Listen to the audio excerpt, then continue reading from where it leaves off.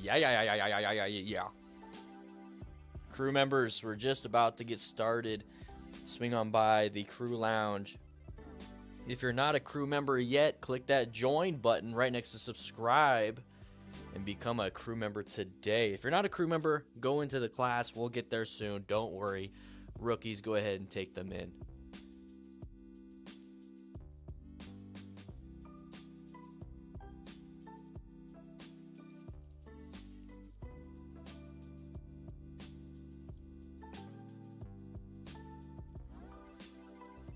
Woo-wee! Crew member pub. Yeah. Guys, remember we are doing the giveaway. I'll talk more about that. We got plenty of time today. We're here for a while.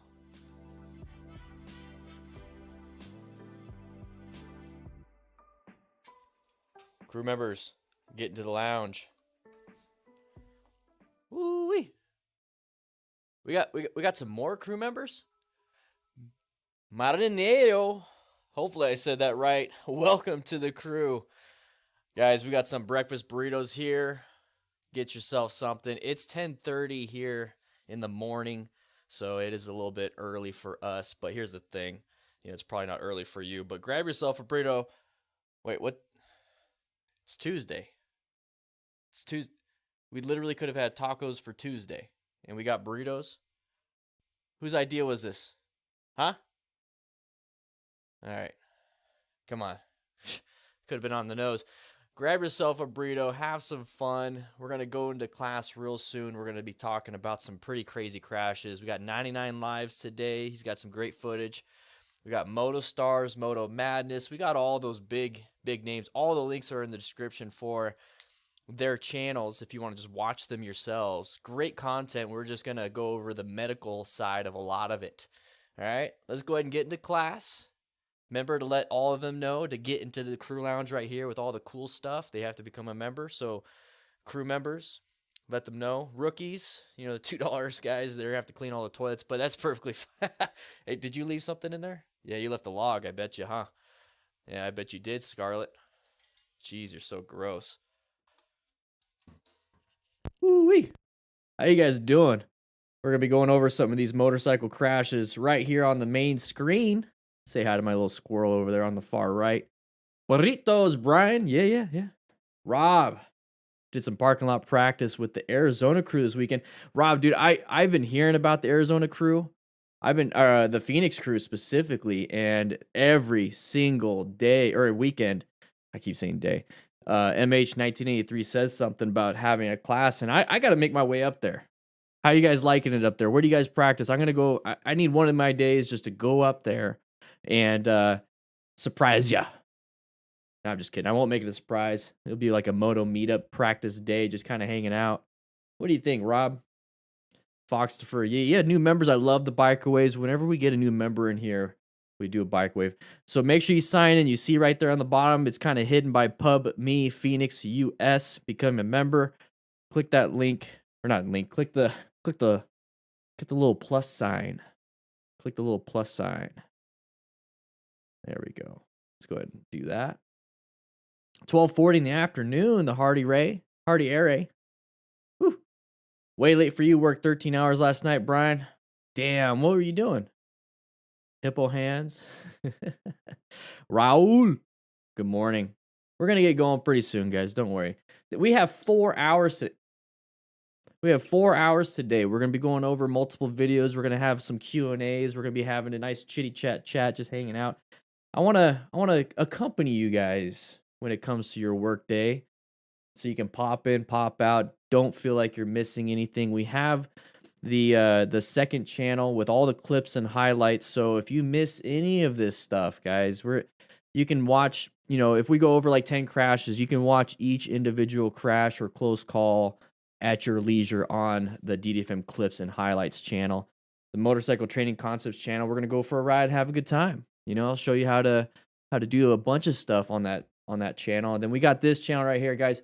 I really want these classes and these live streams to happen every day. I really do. I really, really do. And I want them to go on all day. I want to hang out, I want to hang out with you guys. We got the Discord over here, but I think what I do best is just go over here, hang out with you, answer your questions whenever you can pop in, pop out, because I know a lot of you are like in different time zones, or at work, you're at doing this. Love to hang out all day, do some crash stuff, give some my advice, even, if you guys are in the crew lounge on the Discord, send me some links to some things that you might want me to talk about whenever we get back into the office. If you have an article about something and it talks about, I don't know, about the new armor that's coming out, the new helmet that came out, let's go ahead and put it on the screen and have a good time and talk about it. More of a relaxed situation. And then if you want to watch a lot of the educational stuff, just go to the second channel or stay on this channel because I'll be posting a video every single day anyways. So we're just here to have a good time. Here to have a good time. Jose, you got some hot sauce. What kind, man? What kind do you got? Firefox crashed. Whew. I was like, is there like somebody here in the username Firefox? No, it's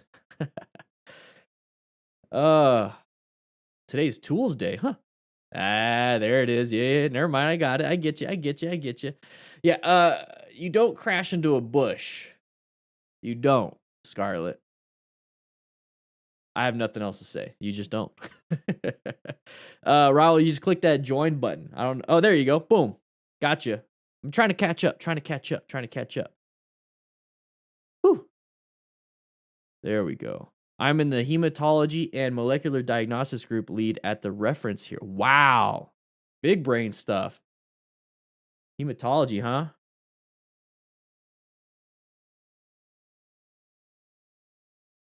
Trying to think of what, I mean, it's you work into blood, but the molecular diagnostics. You do lab work? Oh, reference lab. Okay, never mind. There. See it. I see it. Raul became a rookie. Hey, but Raul, you got to clean the bathrooms. Hey, I'm sorry, that's just what the rookies have to do. And Scarlet, she never really cleans the toilet. She sometimes leaves a few logs in there. So I'm sorry. Since you're the newest one, you got to take care of her right now. The next rookie gets to take over that spot. How you doing, Jared? What do you get? Well, Raul, I just told you what you got. Chief Rocka, thank you for the $4.99 super chat. Really do appreciate it. Thank you so much. If you guys have anything to, ask during those super chats, let me know. If you click the link in the description where it's the Streamlabs donation, your name will go over the top. We might change some of that stuff, but super chats are absolutely amazing. Thank you so much. New young rider, Grayson. I'm a new young rider, and all your videos help me be aware of all the dangers, how to avoid them. Thank you very much. You're welcome, Grayson. Just stay, just keep being safe. I'm only one person. There's plenty of other motorcycle coaches, and I'm not saying, hey, you got to pick me over them. No. In order to be as safe as absolutely possible, you have to get perspectives from others. So keep learning from me. Once you feel like you got enough from me or you can't get any more, boom, go to somebody else or do it all at the same time. My only concern is that you are safe. I don't care how you do it. I really don't care how you do it. I obviously want to be the best at it, but I really want you guys just to be safe. I don't care how you do it. Really don't. Smash that like button. Exactly, Paul. Guys, we need you to sign in. 55 people signed into class. In order to sign in, you have to click that like button. Okay, you get credit for today's class by doing that. If you are a member, you have to have at least 2 classes a month. That might be going up. Okay, that might be going up. Sorry, I got allergies. Whew. Got a GoPro last week. First ride today with the GoPro and caught a close call. We'll submit it as soon as possible for view in the live stream. Love it. Thank you. Hopefully you don't have any more close calls though. Okay. Hopefully you don't. Hopefully we can just keep using 99 lives and Moto Madness, because those are some of the craziest stuff. I treat them like they're video games, right? Like this is 99 lives is probably Call of Duty Warzone right now. It's great content. All the other people are probably like Fortnite and like Among Us and stuff. Well, we're playing this game right here, but we're going to go ahead and go over a lot of these games. So the more stuff they put out, the good stuff they put out, the more we can use, based off of, a bunch of other factors and things. But I also want you guys to go and subscribe to these people. Subscribe to 99 Lives, Moto Madness. Do your own after action reviews because you'll probably see them before I see them. So if you go do your after action reviews on all these videos right here from them, so go subscribe to them. If you do it and then you show up on stream, I'll do my version and I'll see your chat. I'll see what you thought of during these things. And that's part of being a teacher and mentor. Watching from Europe. Woo, baby, Nicola. You will become a better rider. You will. Brian, the Indian Challenger, I rode it smooth, buttery smooth. Didn't feel big. It felt kind of small in terms of the handling. It's a big bike, but handling, it felt like a car. You know what I mean? Like when you drive a truck and it's like, man, this thing drives like a car. I rode the Challenger and I was like, man, this rides like a Scout. Hopefully that made sense. It's amazing. Loved it. Oh, yeah, so it doesn't carry its weight well. Yeah, it does. It really does. What's up, Vodka Sanke? Hopefully I said that right. Morning, Nara.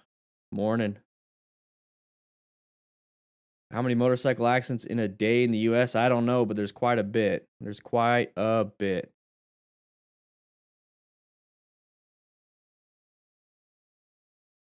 Finished cleaning the toilets, stocking the paper. Guys, Raul finished. So we can actually get started. So how this is going to start working is that I'm going to go ahead and go over some of these crashes and close calls, and we'll take breaks. You know, we'll go to a little potty break. We'll go back to the crew lounge. We'll go to my office. It's more like a chill day. Having a good time.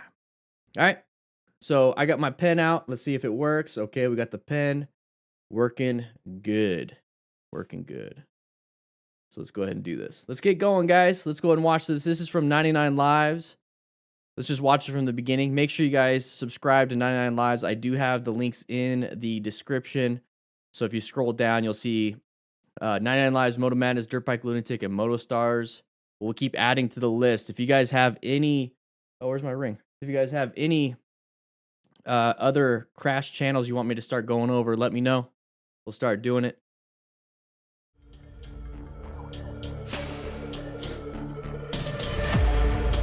Up next. Oh, already demonetized.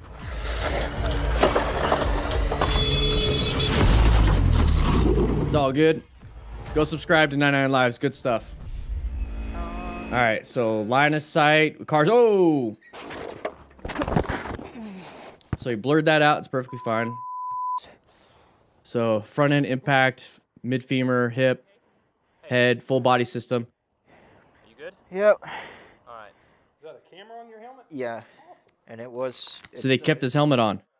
What's up? They kept his helmet on until they X-ray or the doctor removes C-spine precautions. YouTube. Hey, YouTube. So this right here, they're holding the helmet on still until the doctor releases C-spine precautions, either through X-ray or through the doctor's expertise. All right, so right here is what I talk about all the time when it comes to side of the vehicle, line of sight, all these different things. He is in a great position and everything, but here's the thing. If you're not paying attention 100% and actually looking for these things, you're not going to find them. And that's the thing, is that you could be paying attention 100%. You feel like you're doing everything possible, but what you don't know can hurt you. So if you don't know to look for patterns, if you don't know to look for sides of the vehicles or different things, then that can hurt you. Even though you are being like, hey, I was paying attention. How come I crashed still? You know, it's because you weren't actually focused on some of the things that are clues before the crash. So this is why I always talk about, you know, prevention and seeking out these things. And right there, we have the side of the vehicle coming out. Now, it's not that big of a deal right now because there should be stopping because we have this white vehicle, okay? So we also have this other vehicle right here, possible left turner. So we should be in orange stage. You know, we got that uncommon thing, especially right here. Maybe we didn't see that, but we're at least seeing this. But we also don't want to stay focused only on this because then we're just target fixating, right? So we're going to be moving forward a little bit right here. Now, why all of a sudden this vehicle stopped? Oof. I hate it. I hate it when they let people out. And that's one of the biggest things is that they'll let people out and then boom, we got hit. So always pay attention to that. And you can barely see it right now. You see that front end suspension kind of dive down. That means there's brakes. Also, you have brake lights. So be careful with that. So in here, it's that uncommon thing in a common situation. If you're already in orange stage because you saw this, at least you should be prepped and ready. Now, every single video that we're going to be talking about today, these people are in motorcycle crashes and close calls. They don't want to be in that situation. So I am not here critiquing how effective they are. I am critiquing and analyzing the after effects of everything. So we know what happened. Therefore, we could be better. None of this is going to be about, hey, you suck, you suck, you suck. It's about, hey, I'm sorry this happened to you. Thank you for this footage. Thank you for posting it.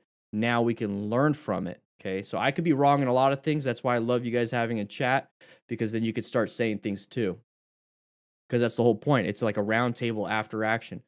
But right here, side of the vehicle, be careful. You know, one reason why this person wants to come out or slow down is because they can't actually get in. There's not enough room, so they'll just kind of wait.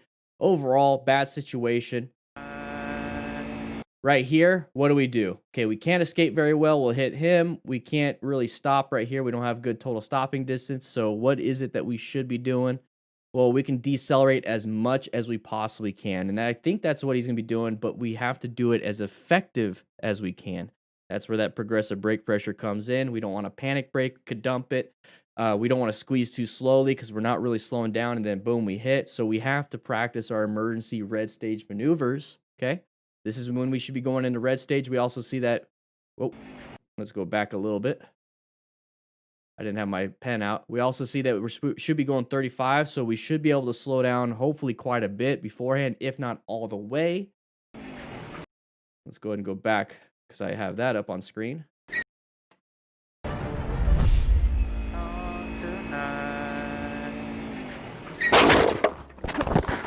So there's the impact. We went up and over the vehicle. We got hip fractures, all these other things, multi-system, everything. Make sure you have full gear to protect your spine, your head, your gloves, you know, for your hands, your legs, your back, and your chest, and your arms, all those things. Wear full gear, guys. Zing, zing, upgraded to crew member. Woo! You okay? Hey, look at me.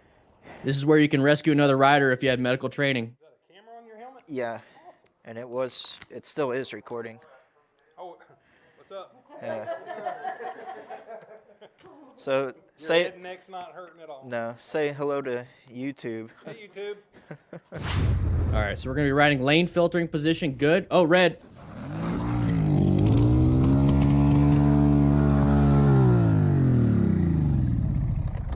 Yeah. Oh, there we go. We got more. So it was a red. What happened there, guys? Do you think it was a late panic brake? What do you think? So don't ride someone else's motorcycle unless you're sure they are properly maintained. Bike had bad front brakes. Possibly. Possibly. That's a different factor. Could be something. Could be something.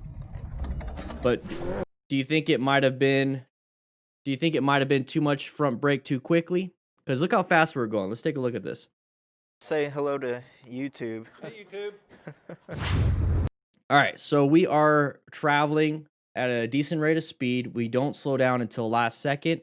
So what typically happens last second when we are doing that, we slam the brakes. Now, he already has his fingers and hands over the brakes and clutch, so I'm trying to figure out exactly what happened. So let's go ahead and watch a little bit more. So there was a slight squeeze. Now, the brakes wouldn't be the problem in that, would it? Or do you think the traction loss would be the problem? That front tire lost traction. So I wouldn't just look at the brakes. I would be looking at my tires and making sure they have good tread. YouTube. Hey, YouTube. Okay, so now let's go ahead and take a look at the change in speed. Have we slowed down at all from here to there? Or did we slow down immediately once we realized it was a red light?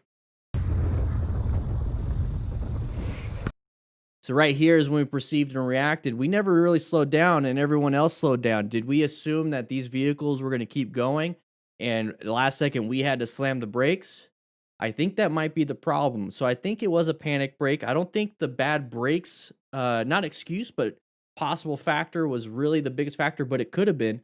we definitely had a loss of traction on that front tire.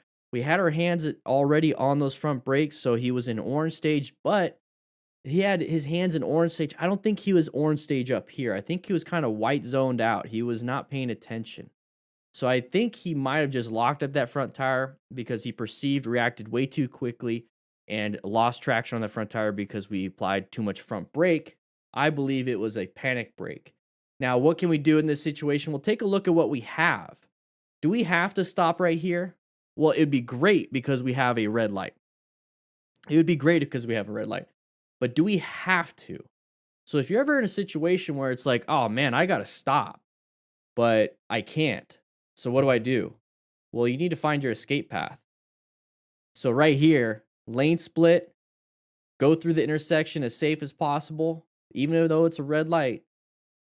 And then if a cop says anything, say, hey man, I wasn't paying attention. I will take this ticket. I ran that red light, but it would have been way unsafe for me to slow down and stop. I wasn't paying attention. I am so sorry. Because it's the truth. You don't want to get hurt. You don't want anybody to get hurt. It was a full-on mistake. Learn your lesson. Pay attention. I think that's what he should have done, but we're going to learn from this.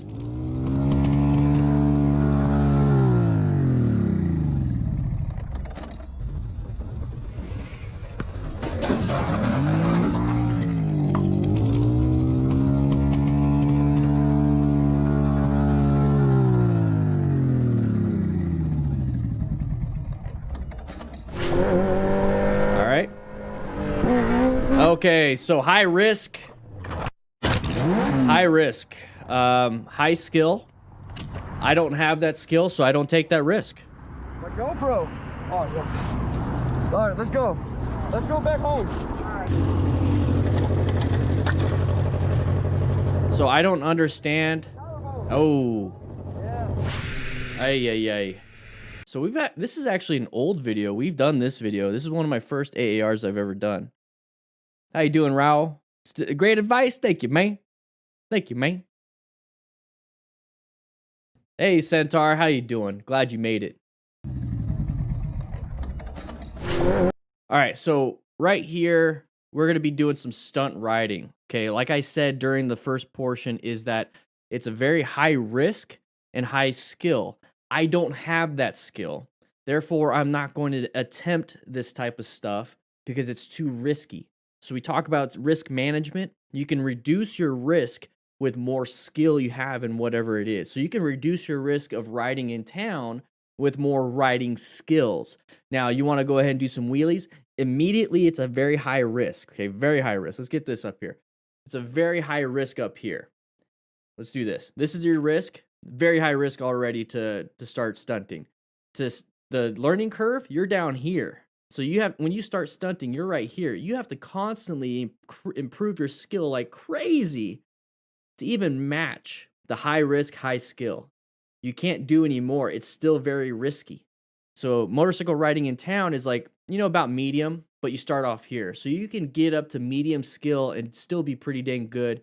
And then you can start reducing your risk compared to how much skill you have with a high set of skills. So motorcycle riding in and of itself is a very medium risky type thing. It can be very high risky with low skill. Driving a car is low risk. Okay, low skill, low risk. You got protection, you got all these different things. Motorcycle is medium risk. You start off with low risk or low skill, you need to get up to here. Stunting is up here, and you start here, you have to get it up to here, and you never really reduce your risk.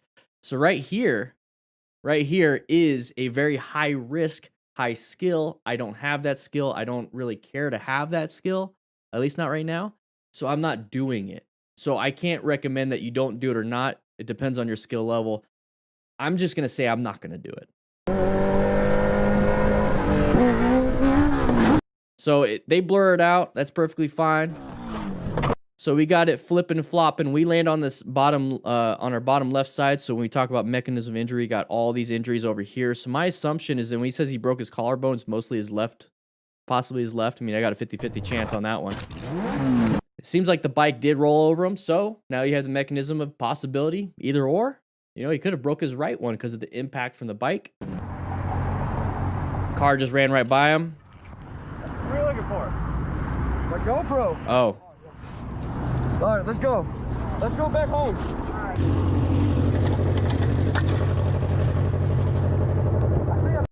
So I think I broke my collarbone outside of the pain that he might be having, because it could be starting to come to him because his adrenaline's going away, all those endorphins. Another thing is that when he tries to lift the bike up, it's like, oh, how come my arm isn't working? That is that structural stability that you lose from a broken bone. That is that stability you lose. Okay, think about a steak without the T-bone in it. It's pretty floppy, right? You put a T-bone in it, it's pretty structurally sound, right? It doesn't bounce around a lot. Same thing with your bones inside your body. Okay, you'll be a limp noodle if you have all your bones broken. They blur it out.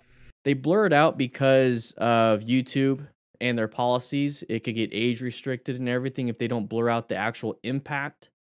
It's considered a shocking moment or harmful and dangerous. It's part of the community guidelines, so that's probably why they're blurring everything out.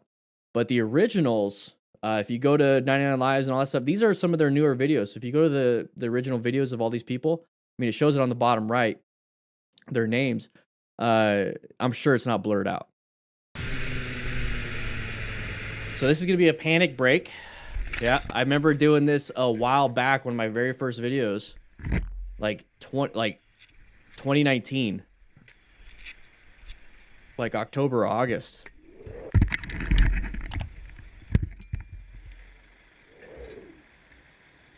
For people to lift a bike. You guys can learn how to lift a bike easy. There's multiple ways of lifting a bike. You can lift it up like you're doing, like they're doing, or you can get up behind it and lift it up and walk it back. I do have a video on the Motorcycle Training Concepts channel, so you might want to check that out. All right, so what do we talk about all the time here? We talk about line of sight, we talk about space cushions, we talk about escape routes, we talk about planning your ride. So position for safety, we're in a pretty good position. You notice how we can see kind of around? Imagine if we were right here, we would only be able to see this and maybe like the back end. So he's positioned pretty well, okay? But the space cushion isn't the greatest, okay? Well, what about his escape path? Oh, he's got amazing escape path. So what is the thing that's really the problem? We planned pretty dang well for this ride. What is the problem? Well, we're also not zoned in, okay? So planning your ride is not just about positioning. You need to locate hazards and adapt to those hazards. Now, one hazard of having too close of a space cushion is that you need to be able to brake inside this space cushion right here. So we need to start looking for brake lights. We need to look for the brake lights for the people in front of him, all those different things. And we need to be able to stop in time. So adapting or navigating those threats and hazards. But he didn't do that. It was more of a panic. So we're not completely zoned in. What I would do in this situation is just kind of roll off the throttle. I know we're going downhill, but roll off the throttle to increase this space cushion, okay? Just increase it a little bit. You don't have to be this close. This way you can see around as best as you possibly can. Because look how this is the moment he perceives, and this is the moment he has to react in. And the three parts of total stopping distance is perception, reaction, braking equals total stopping. He just perceived, he's about to react. Now this right here, he has to stop in this amount of time. He's not going to be able to. So when you start to go and you're like creeping forward, I'm trying to stop, I'm trying to stop, I'm trying to stop. Oh crap, I am not stopping. So like right here, we're like, okay, let's just grab the rest. When you do that, you lose traction on that front tire because it didn't get that mechanical traction that you needed. It didn't get that mechanical traction that you needed. So now it's just going to kind of slide on the top. So when you apply too much too quickly, so even if you get it to here, it's just going to break apart. But if you keep progressive, 10, 20, 30, 40, 50, 60, 70, 80, 90, 100, boom, we're locked in. It's not going to move. But if we just kind of get to here and then now apply all of it, it can slide off. So you can actually test this right now at home. Put your foot on the ground, put all your weight on the other foot. Now slide that foot across the ground that doesn't have any weight. See how it's sliding? That's what you do when you panic brake and you didn't give it enough progressive. Now put a little bit of weight on your other the foot that didn't have anything, and now try to slide it. You notice how it's almost sticking? Now let's do half and half, like you're standing straight up and down, both feet. Now try to move your feet. They're kind of stuck. That's progressive loading, progressive pressure, progressive traction, friction. That is the same concept, but with your tires up front. Treat it like it's an extension of your body.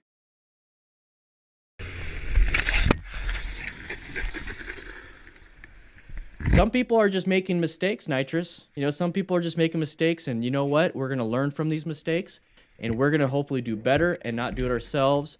And I'm just glad they're able to walk away. That's all I care about. That's all I care about. And then 99 Lives made these videos. Oh! That's gonna be lower back, your coccyx, which is your tailbone injury. See the back and back of the head? Now injuries and damage to the bikes. High skill, high risk. Not worth it to me. Not worth it to me. I'd be checking my buddy. All right, same thing. High risk, high skill. Okay, we crashed. Oh, good view. Oh, okay, so they blurred it out.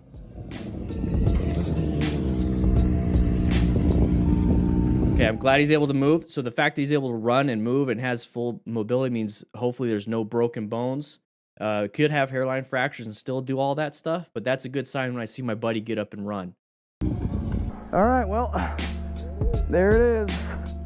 First crash. So first crash, but I mean, look at his dash. Okay, his dash is completely destroyed. That's his first crash. Maybe he was able to hop off the bike a lot.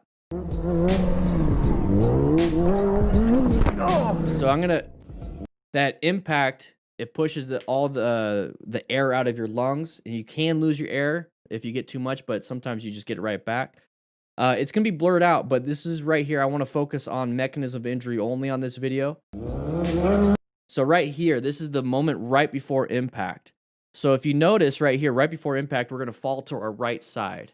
So that is that impact that I'm talking about. So when you impact your right side, it's gonna transmit the forces into your collarbone, into your SC joint, and maybe into your ribs, into your chest, and then into your spine, your scapula, and everything. So when he hits his right side with no gear, with any gear. So he's gonna hit his right side, and it's gonna transmit forces. It could break here easily. Collarbones are easy to break. Okay, he's gonna hit this side, hit his ribs, hit his head, hit his hips. So what do we have right here? Let's just use this arm. What do we have right here? We have our shoulder, but we have shoulder pads from gear. What do we have right here if we do this instead? We have elbow pads. We have a helmet.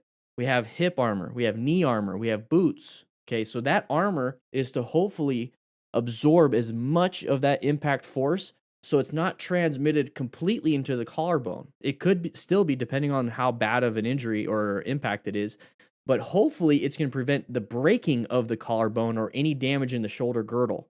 It's hoping to absorb and mitigate as much as possible. So same thing with every other portion of your body, same thing with the helmet, same thing with that. So when I see something like this, I think to myself, how do we reduce the risk while trying to improve our skill? Wearing full gear. Okay, so I don't understand how to do this. I don't. I mean, I crashed into a bush, but I don't understand how to do the stunting. I don't understand any of that. But what I do understand is the impacts that can cause damage. I do understand that they don't want to crash because they want to keep doing this. So just wear gear. Now we start going into problems of, okay, well, the gear, it restricts my movements. Therefore, it makes me unsafe when I do these movements. Then you know what, manufacturers? This is an untapped market right here. You need to start making gear, safety gear for stunt riders that they'll actually wear. Serious. If you're watching this as the friend, you know, with the camera, also make sure you're medically trained just in case something like this happens. You can take care of your buddy, okay?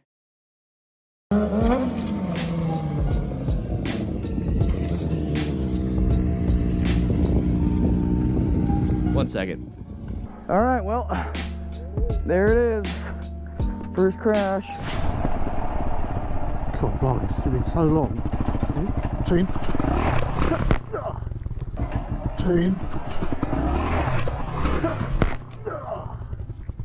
So same thing, just kind of crashed into the side. Watch out for your body.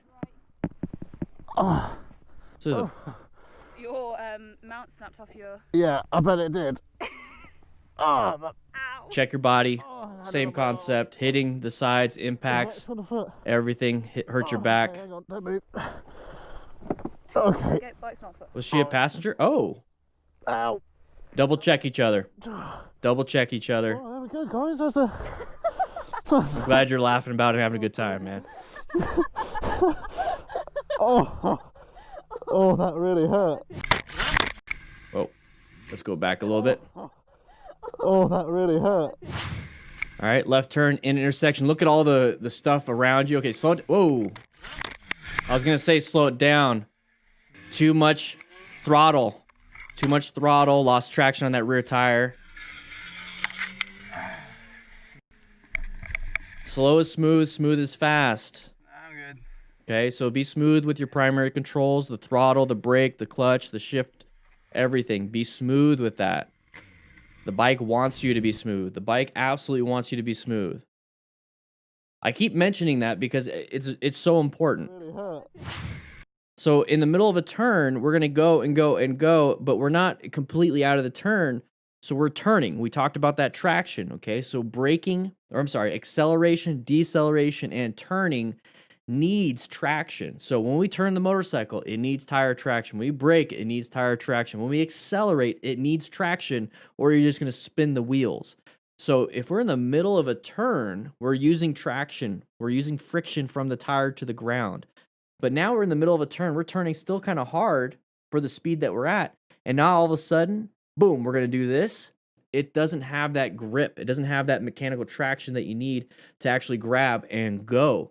So if we're riding and turning and we don't have that grip and we do it too quickly, it's just going to spin. But since we're in the middle of a turn and we're spinning, that back end's going to slide out. I don't want to get too much into physics and all that stuff, but it's as simple as that.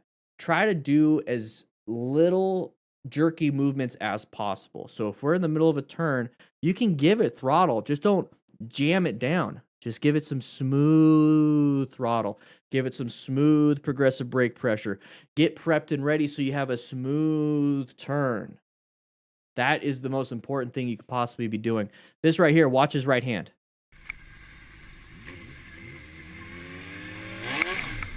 Okay, so what I'm going to do is I'm going to slow it down. So watch his right hand. And you can hear it too. So right here.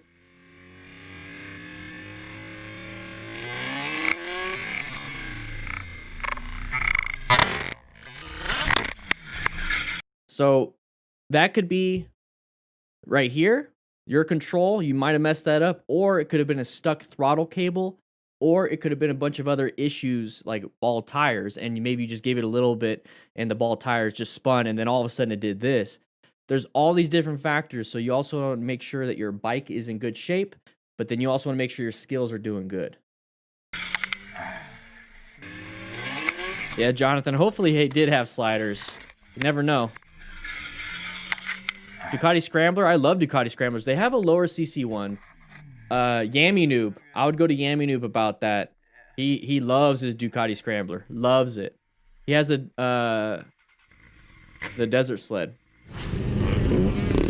All right, so this I don't know too much about because it's not something I've ever been in, but I understand injuries, and that right there, a big machine collapsing on your body can cause a lot of injuries. I've been called to MX events. I've been called to dunes. I've been called to people severely hurt and killed with things like this. So the thing you need to do is get yourself out of the way as quick as possible. All right, we're going a little fast on this one. Yeah, a little fast. We went wide. We can't keep up into our line. Oh!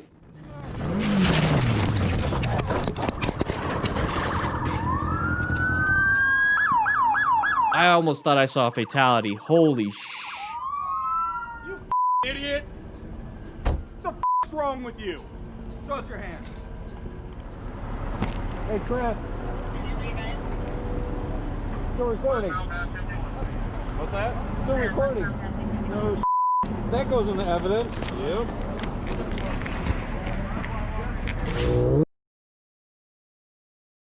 I don't know why he posted this.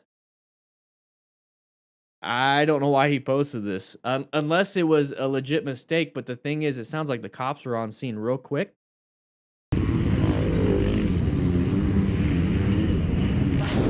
So I was like super happy that the cops showed up real quick. So like, oh man, the EMS first responders are on scene. Boom, boom, take care of him.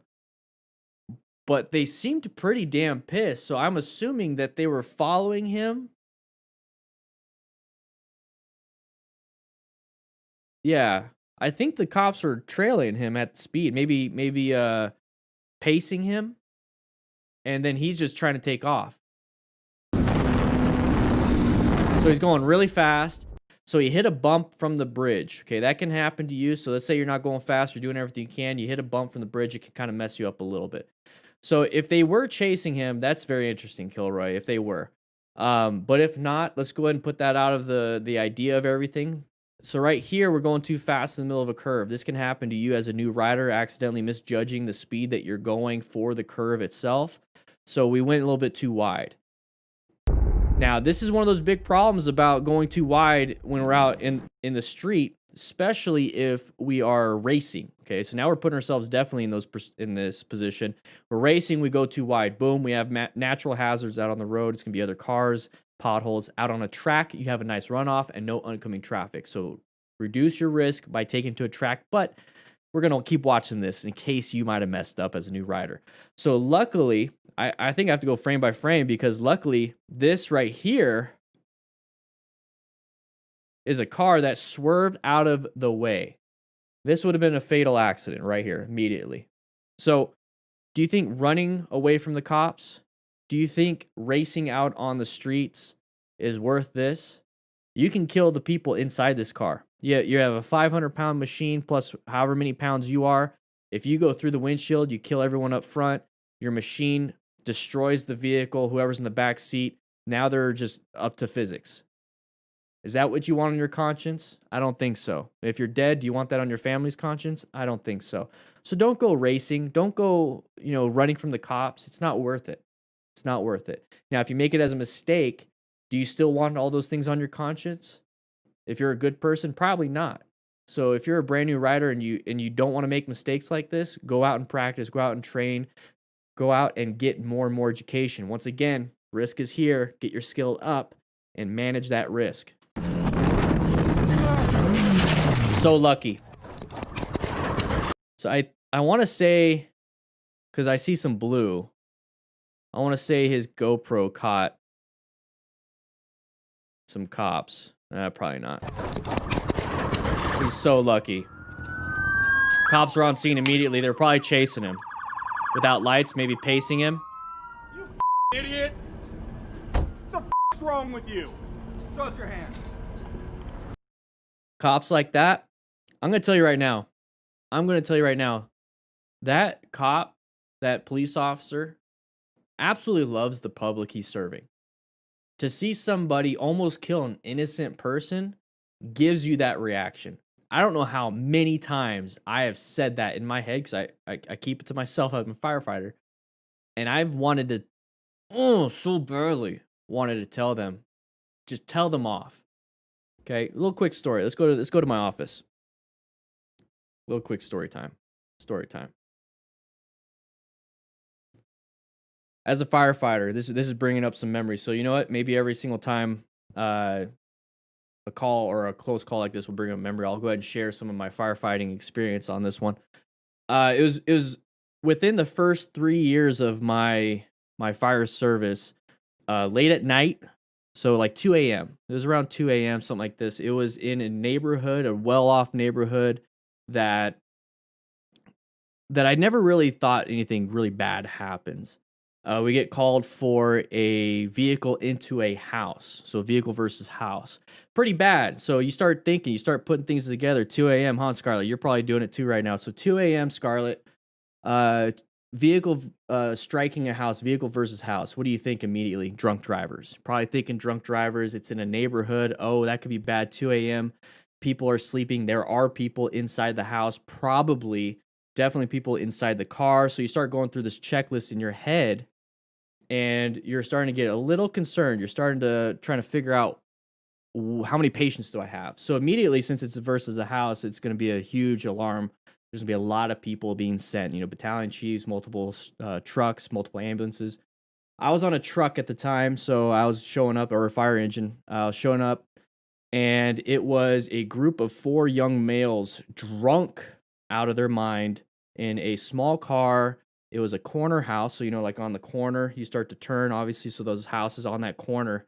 That's why I never buy a house on a corner, because of this right here. They were hauling ass down that straightaway, didn't make that corner. They're drunk, crashed into the house, into a bedroom, into a little girl's room. And what happened, thankfully, because they made it 3/4 of the way into the room. Thankfully, it was a car and not a truck or a van, something a little higher.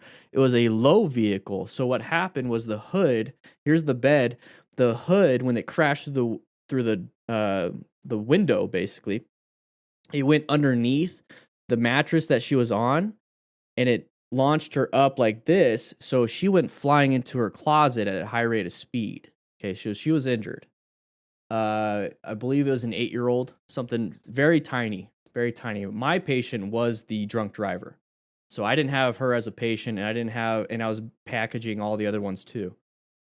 The drunk driver, no, to scroll back a little bit, the father of the little girl had to be detained because he was about to beat the shit out of the driver and all the kids. I don't fault him. Do not fault him. But detained, not arrested, just detained for the safety and, to calm down. And then he was released after we packaged the other patients. But here's the thing. I wanted to wring that little guy's neck. It was like a 19-year-old kid. And I was probably 23, 24.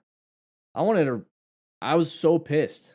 The little girl, she made a huge dent in the wall. She went into the wall, into the closet. She went through the closet door, into the wall behind it. Huge dent with the studs and the 2x4s through the drywall. Little girl. So when I saw that and the dude, I was like, okay, I'm going to take care of the dude. He's hurt too. He was vomiting everywhere. He had blood coming out of his mouth. So we had a suction. We had all that stuff. He was going in and out of consciousness. And we get him on the backboard because he had to be in C-spine. And he started mouthing off. Like mouthing off. Because the guy was detained, but not in the car, not handcuffed. He was just detained to the front entryway. And the drunk dude was mouthing off to the dad. Like, you want to fight? You want to fight? Like, whoa, puss, you want to fight? The dad ignored a lot of it, but my captain at the time, I'm not going to name names. This is why I still talk to him to this day. He put his gloved hand, like on the upper chest and pushed hard, and he told him to shut the fuck up.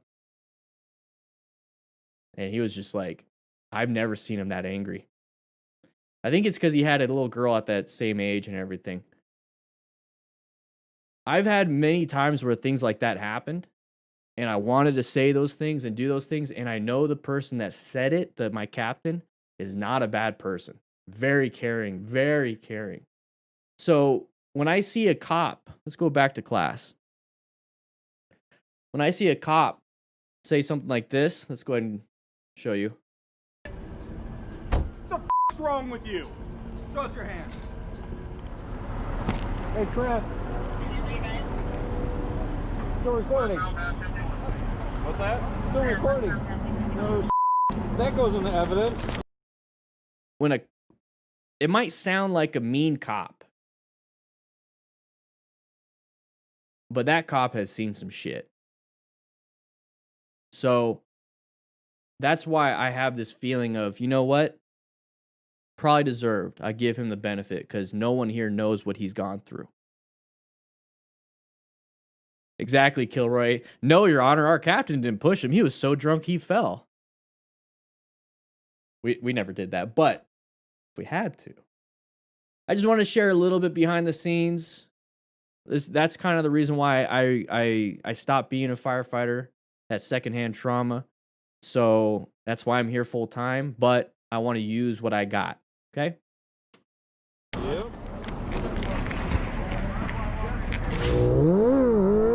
All right, it's high skill. Once again, high skill, high risk. No! Ouch! Push your limits. Oh. Ouch! Ouch! Oh! It's okay to push your limits. Keep pushing your limits. Don't push it past your limits with skill that you have. Therefore, you don't do this. Always practice, and do everything sub-maximal, okay? 80% of your limit. Always push it to just 80%. Leave that extra 20% just in case something bad happens. Nyobrang lagi. All right, very high. Oh, what do you think happened there? Didn't see it till last second. What's this? We keep talking about it. Smashing that front brake. Ya, jangan nyalin dulu ya. Lost traction on that front tire.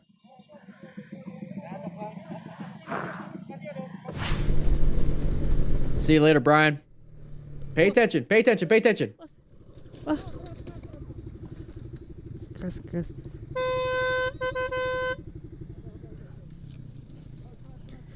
Oh. Mbak. Yuk, gua naik deh, gua. How many people are on that bike? Ayo. All right, so typical beginner cornering mistake. Whoa, they carrying that person out?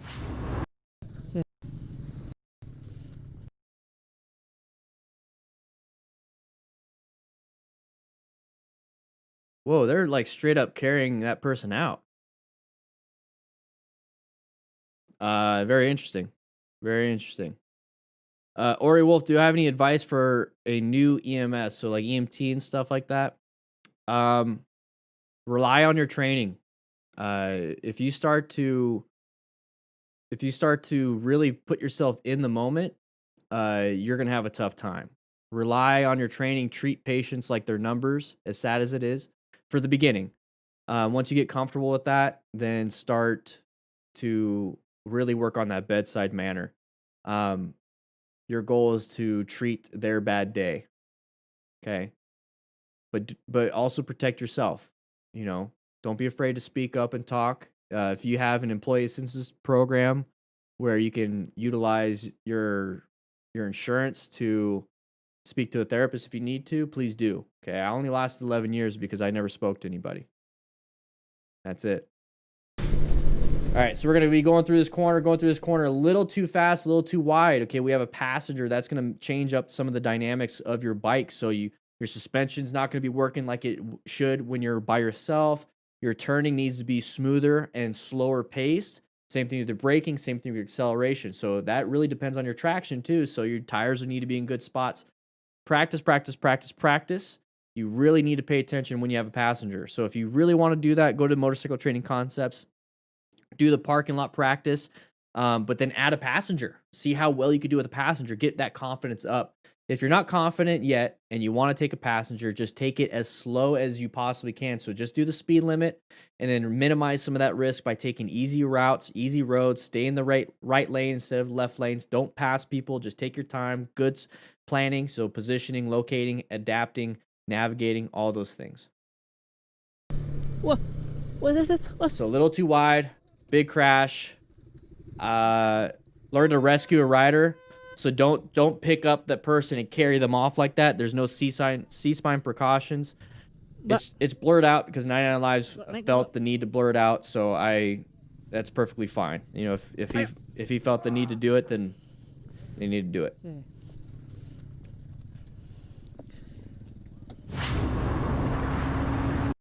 All right. Whoa.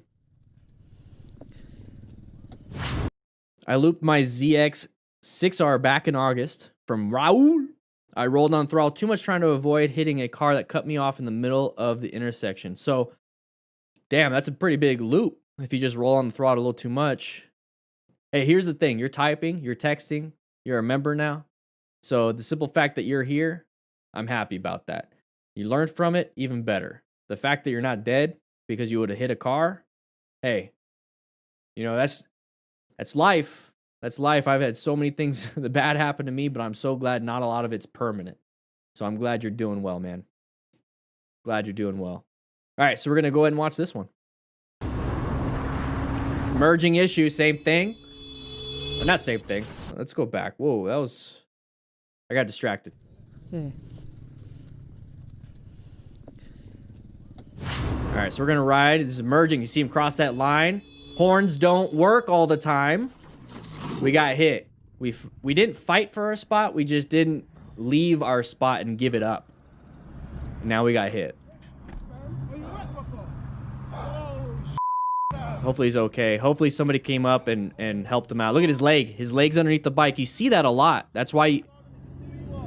Stay where you are. So that's why you need to wear boots that cover your ankle. Easily could have broken his ankle if it hasn't. His head just fell off, by the way. No, I'm just kidding. His head didn't fall off. He had a learner plate, too. Learner plate. The case ain't even stopped. I'm just what he just drove off. Just drove off. So that's another good thing about having the camera. That's another thing about having the camera on your helmet, if it's legal to do so. Supposedly in some places you can't even do that. You can get his license plate right there. You could probably get the license plate right there from the camera. So insurance and everything probably gonna be handled well. Michael Murphy, thank you for the $1 donation. Appreciate it. So right here, this is what I tell you all the time. Okay, I'm a firefighter, so I need color codes and I need patterns like shapes, okay, in order for me to learn. So right here, what I see a vehicle. Okay, not a big deal. I also see an open lane. Okay, now I'm starting to put 2 and 2 together. And then I also see we're kind of close. So this is the bumper to where our front bumper is. So it's like, I'm not exactly staggered all the way. So I would kind of roll off the throttle a little bit and go a little bit behind so I'm more staggered. Or when I find a good opportunity, I'm going to accelerate out of it and I'm going to be like up here, out of the way. Okay, so that's what I would be doing. So when I see this coming up next, and as soon as I see this, that tire on that line, once again, patterns, okay, shapes, a little round black thing like the tire going over the white thing. Woo, okay, patterns, shapes, put something in my head. I need to get out of here. When I look at this, I also look at blind spot. Hey, I got a blind spot. One sec. That's too much. There we go. Somebody's one of the rookies is chewing on my marker. I see this right here. I'm in the blind spot. Now, I need to get out of the way. So it doesn't really matter if they see me or not. I'm not in a good position. I need to move. I need to go. Now, he's going to use the horn. Okay, so we perceived, reacted, used the horn right here. Perceived and reacted. Okay, perception, reaction, braking, perception, reaction, swerving. Perception is the first thing. Situation awareness, smart rider principles.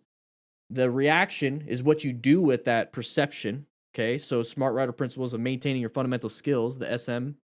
So you need to actually do something that's going to get you out of here. So color coding, okay, yellow stage, paid attention. Orange stage, recognize the hazard. I'm in the blind spot. Red stage, the horn's never part of the red stage. The red stage is braking, emergency braking, or emergency swerving. What can we do here? We can't really swerve here because we got this guardrail. Okay, we can accelerate. Okay, we might be able to accelerate out of here. So that's also an option if you have a powerful bike and you have enough room. But one of my favorite options is to decelerate and swerve. Can't swerve right now, so I'm going to decelerate. Has nothing to do with the horn. This guy did not pay attention, or this driver did not pay attention to you, doesn't care. So the horn, don't rely on it. Get yourself out of there. We're flashing our lights now. We're flashing our brights. We're honking a horn, but at no point did we put ourselves out of this situation. So put yourself out of it, roll off the throttle, apply some brakes, and then honk the horn, and then use your brights. Don't do it when you're right here, because now what? Okay, so he didn't hear me. He doesn't see my brights. Okay, now I got to get myself out of here, and we're right here. What do? We can't do anything. We just lost all our options. So remove yourself from the situation, position yourself for safety, adapt to those hazards, navigate if you have to. You should already locate it. But right here, or I'm sorry, when you do that, then honk and do all that stuff. This right here is just, it's not worth it. It's not worth it.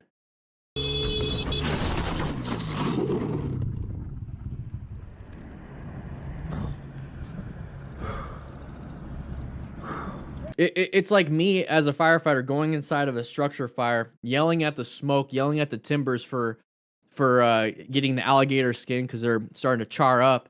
I'm yelling at it to, hey, stop burning. Oh, you're gonna keep burning?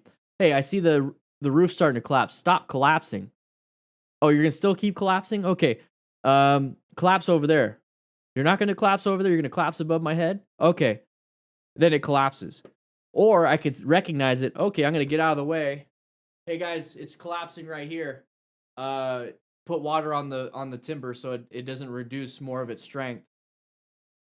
Okay, do what you need to do to get yourself out of there. Are you wet, brother?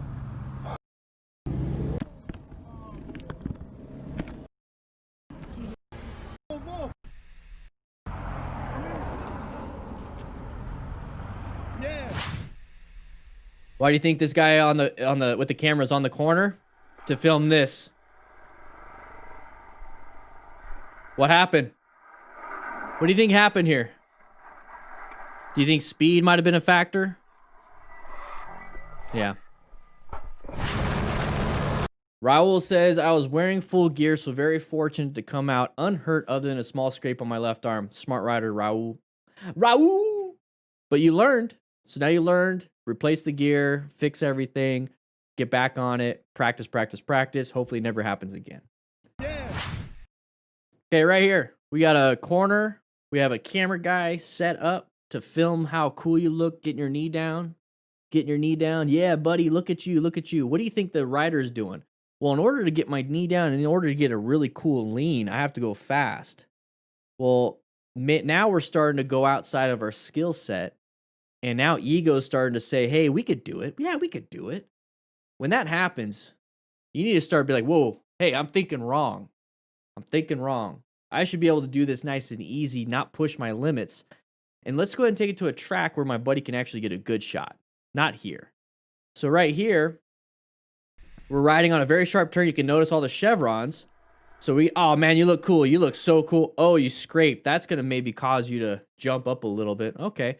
But what's also right here? Oh, we have oncoming traffic. Hopefully you stay in your lane. We were staying in our lane. So what do you think happened here? Oh, crap. I'm outside of my skill. I'm hoping everything goes perfect because my ego and skill is kind of, not matching right now. I see something that I didn't expect to see. Oh, shh. You start to panic. So I got to go even further down. I got to go further down. I'm going too fast. What do I do? What do I do? I'll just push it. Just push it. Just push it. Boom. Low side. Lost traction on the tires because we're going too fast. And we're turning. Maybe applied the brakes. I don't know. But we're going too fast and turning. Used up way too much traction on our tires. Lost traction.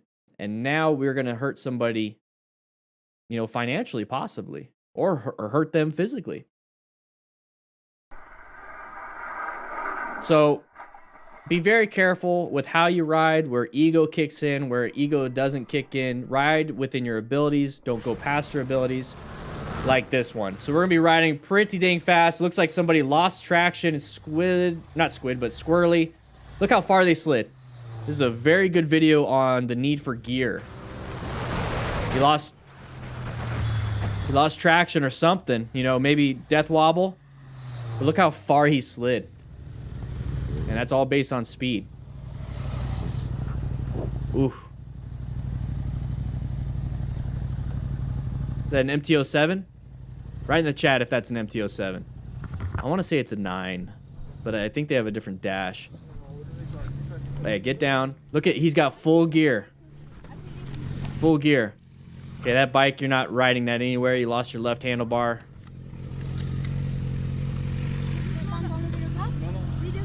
So stay down. He's got full leathers. That's probably what kept him alive.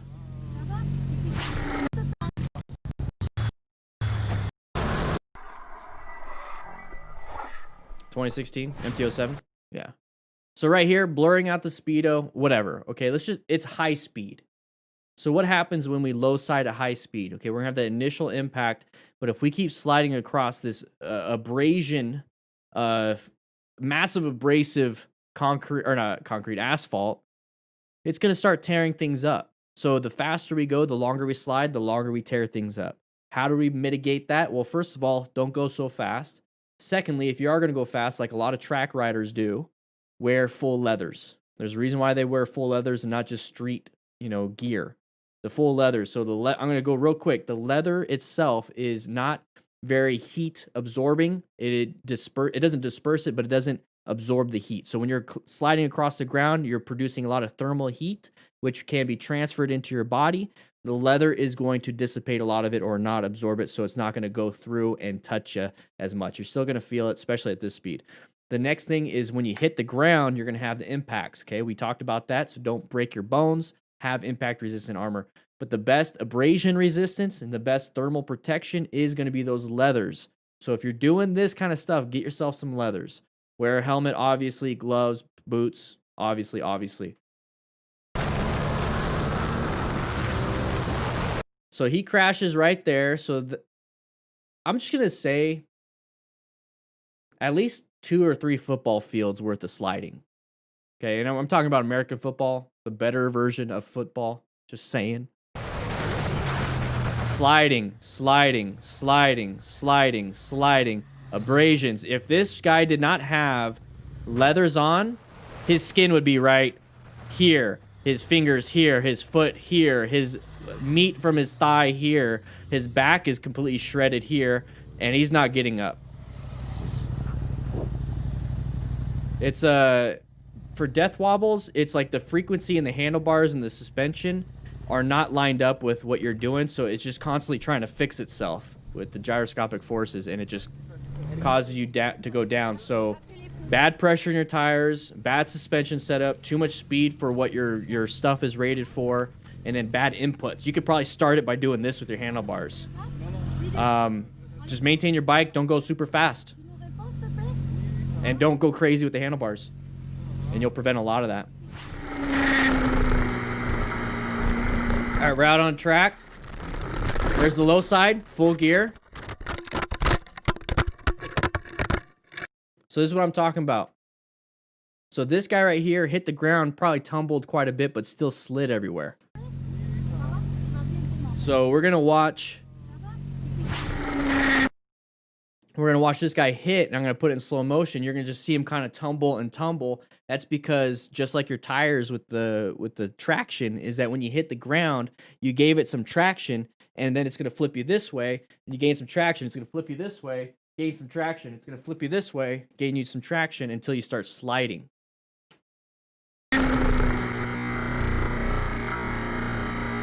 So it's gonna be the low side.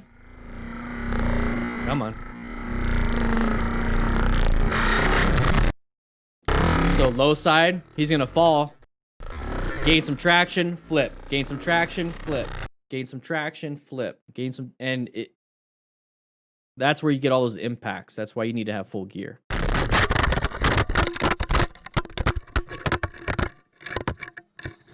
Yeah. He's on a track though, so there's no oncoming traffic to hit him. So that's the good thing. That's why you do this out on a track. 99 Lives, everybody. Swing by 99 Lives. Check them out. We're actually going to be watching this one real soon. But if you're brand new to the class, we've been here for an hour and 20 minutes. Okay? We're going to be doing another 3 hours. So go grab yourself a drink. Go take a little potty break. Make sure you guys come back refreshed. You know, sign into today's class. You know, click that sign in button to sign in. But that's what you got to do. That's what you got to do. We had an anonymous donation, right? Thank you for anonymously donating. Truly appreciate it. Says, best teacher, much appreciate. This month got my license for motorcycles. Peace from Romania. Ride safe. Anonymous. Thank you. Guys, we are also giving away a ton of gear. I'm sending out the gift cards today for November's winners. But if you sign up today and throughout the month of December, you will be entered to win the motorcycle gear giveaway that we do every single month. Click the link that's in the chat right there, and we're going to do it. Crew members, while all the regular people are trying to find their seats and sign in, you guys already did. Let's go to the lounge real quick. I want to talk to you real quick. Yeah, I know. Did you guys eat all the burritos yet? You guys, come on.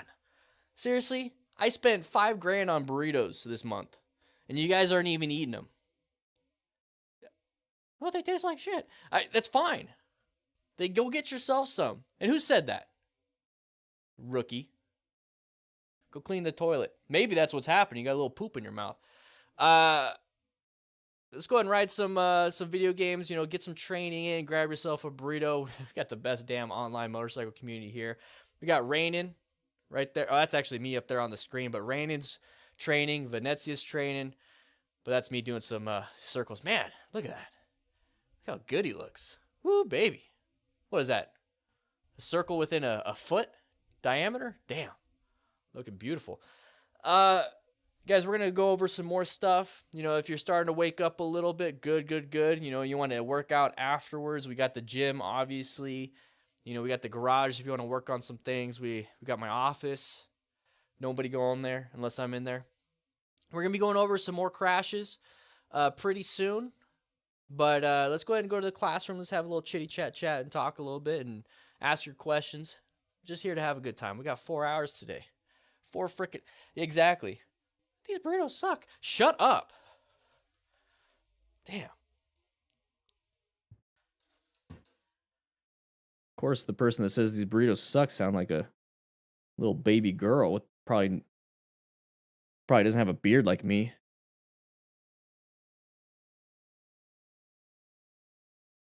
Yeah, Jonathan, I think we need to have some burritos from Chipotle.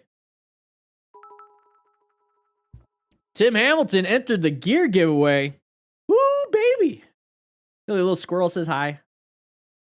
Awesome. There is a free way to enter, so check that out, the rules and everything. But this November, the giveaway, 2 tier zeros, which is the $5 tier. 2 tier zeros won. It's a $150 gift card for third place, a $250 gift card for second place, and a $400 Revzilla gift card for first place. Whew. Don't you wish your girlfriend had a beard? Dude, I literally said it, Pub. I said it exactly how she was teaching, or not teaching. I'm all reading everybody's else. I read it exactly how she's saying it. Thanks for all the teaching, man, coming from Yuma. Hey, Beard! Or Beer Brad. I was gonna say Beard. Beer Brad from Yuma, dude. How is it? Is it 115 right now out there? Dude, my first 30 years of my life, I was there. How you doing? Is everything nice? We actually just drove through there Thanksgiving. It looks exactly the same. Nothing's changed. Any of the winners in the chat? I don't know. I'm gonna name off the winners. I did email a couple. I mean, emailed all 3. I only got a couple back. Let's see. And couple means 2, so I got 2 of them back. So probably picking a third. First place was Richard. Second place was Jacob. And third place was Joe Mama. Guys, we're doing more and more and more. If you want to enter, it's a one-time entry. Just get in. If you get on the link, it's automatic. Boom, you're entered. You can also send me the free thing through my P.O. box. Finally, good weather. Yeah. You're going to have it for 2 more weeks. I'm 17 on my country. On the ambulances, there are teenagers to assist the paramedic. That way I asked. Oh, that is really cool. I wish that was more. I wish they did that more. I really do. I really wish that who here would want to shadow an EMT or a police officer just to kind of get an idea of what it is they're doing. I think it'd be really fun to shadow like a moto cop or anything like that. I think that'd be really cool. Stacks with the super sticker. Thank you so much, man. Stacks with so many X's, he had to put a space between 2 of them. Whew. I think that would be awesome. That would be awesome. I think that'd be a lot of fun. With an EMT, yeah, with an EMT, especially at a busy firehouse. Ooh, that's fun. 20 calls a day at a busy one. I was at a busy firehouse for 3 years straight. Finally went off to like a less busy, and I did not like it. I just enjoyed the busyness, the calls, anyways. I wouldn't call them that. The red egg. Grow a beard. You guys ready? You guys ready to get into it? We also have, I have Snowcat's old crash. I got some crashes from Do It With Dan. I got some an R6 crash that is pretty bad. I mean, we could totally go over some of these things. I would love to go over one that is just a medical review. I think a medical review. You guys are very interested in that. I would love to also have my own med kit and trauma kit for you guys. Oh, sweet. Where'd I go? Sorry, my allergies are kicking in. Nikki actually stopped by the firehouse. She's like down there. We have an elevator right here. That's how I get from point A to point B so quickly. A little teleportation machine. So 1 second.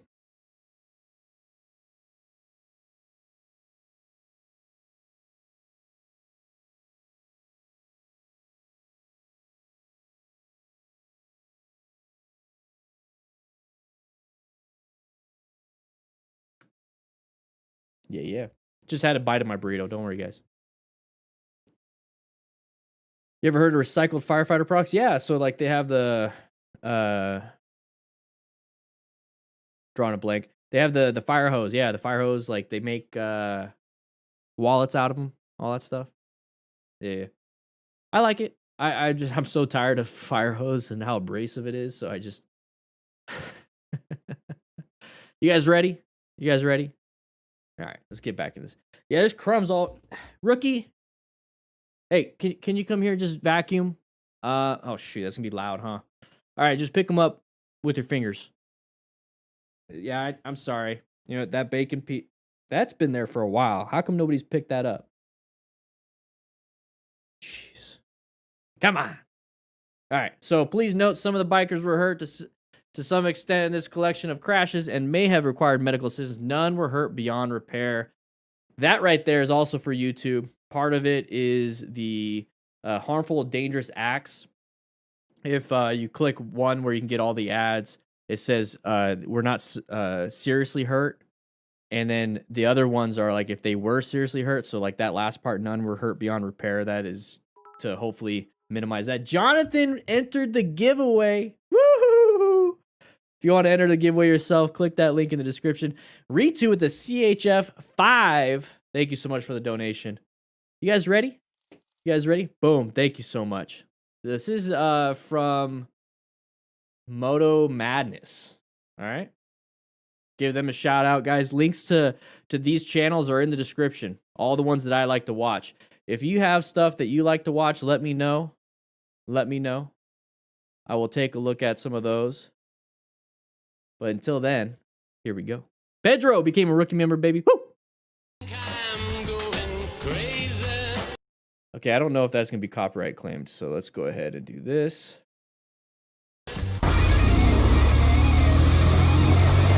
Yeah! All right, Brazil. Side of the vehicle, side of the vehicle, side of the vehicle, side of the vehicle, side of the vehicle, side of the vehicle, side of the vehicle, and boom. We've already talked about this one. Very high impact, no gear. Hit the median, can crush some bones. You saw the people getting pushed out during the merge. So pushed out during the merge, that's a cascade of effects that's going to happen to you. So you need to find your escape path or learn how to brake in time. Same thing here. We've already discussed this one. Too fast in the corner. This was actually sent in to me. That was a sharp right turn. He's going to make it, but his buddy's not. So there's that crash. Not good. Now get yourself out of the way. So around a corner, one of the next hazards is anybody else coming around that corner. So watch what happens here. So that guy makes it fine. This guy doesn't pay attention, almost crashes. This guy crashes. Why do you think all those other people did that? I mean, they should be able to handle that corner well, right? We have one person hurt and didn't make that corner. How come that one person almost hit us and then the other person crashes? It's that whole thing with that uncommon thing in a common situation. We're going. Oh, there's somebody crashed right there. Whoops, I go right towards them. That's that target fixation too. Exactly, JB, target fixation. And, you know, 82 Tony PR, they absolutely do need a Bluetooth system, a comm system. By using the link in the description and in the chat, you can grab yourself a Cardo Pack Talk with a discount. Once you click it and you find what you want, the discount is automatically applied if you click that link. ddfmcrew.com/Cardo. Yeah, they sponsor the channel. That's what I use. I absolutely love them. But yeah, target fixation. We've already talked about all these. Another group ride. This guy is going to go ahead and put his foot down because he went too wide. No buenos.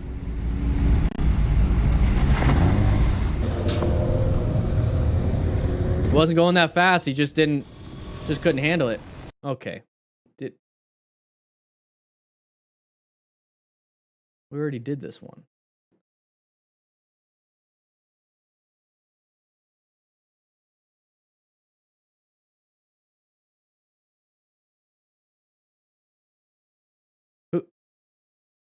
Which rookie gave me this clip?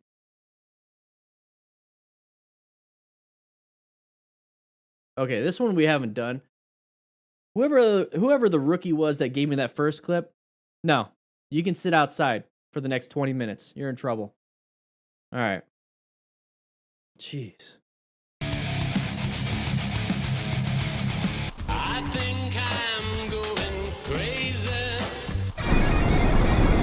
All right. What are we doing here with the hands? Whoa! Corner came up on you. Weren't paying attention. We're not paying attention.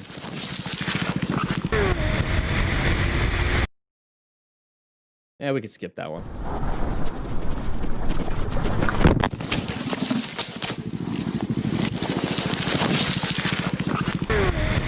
All right, we're doing a wheelie with a bunch of other people, so ego, but hopefully has the skill involved. Landed it funky. Low side.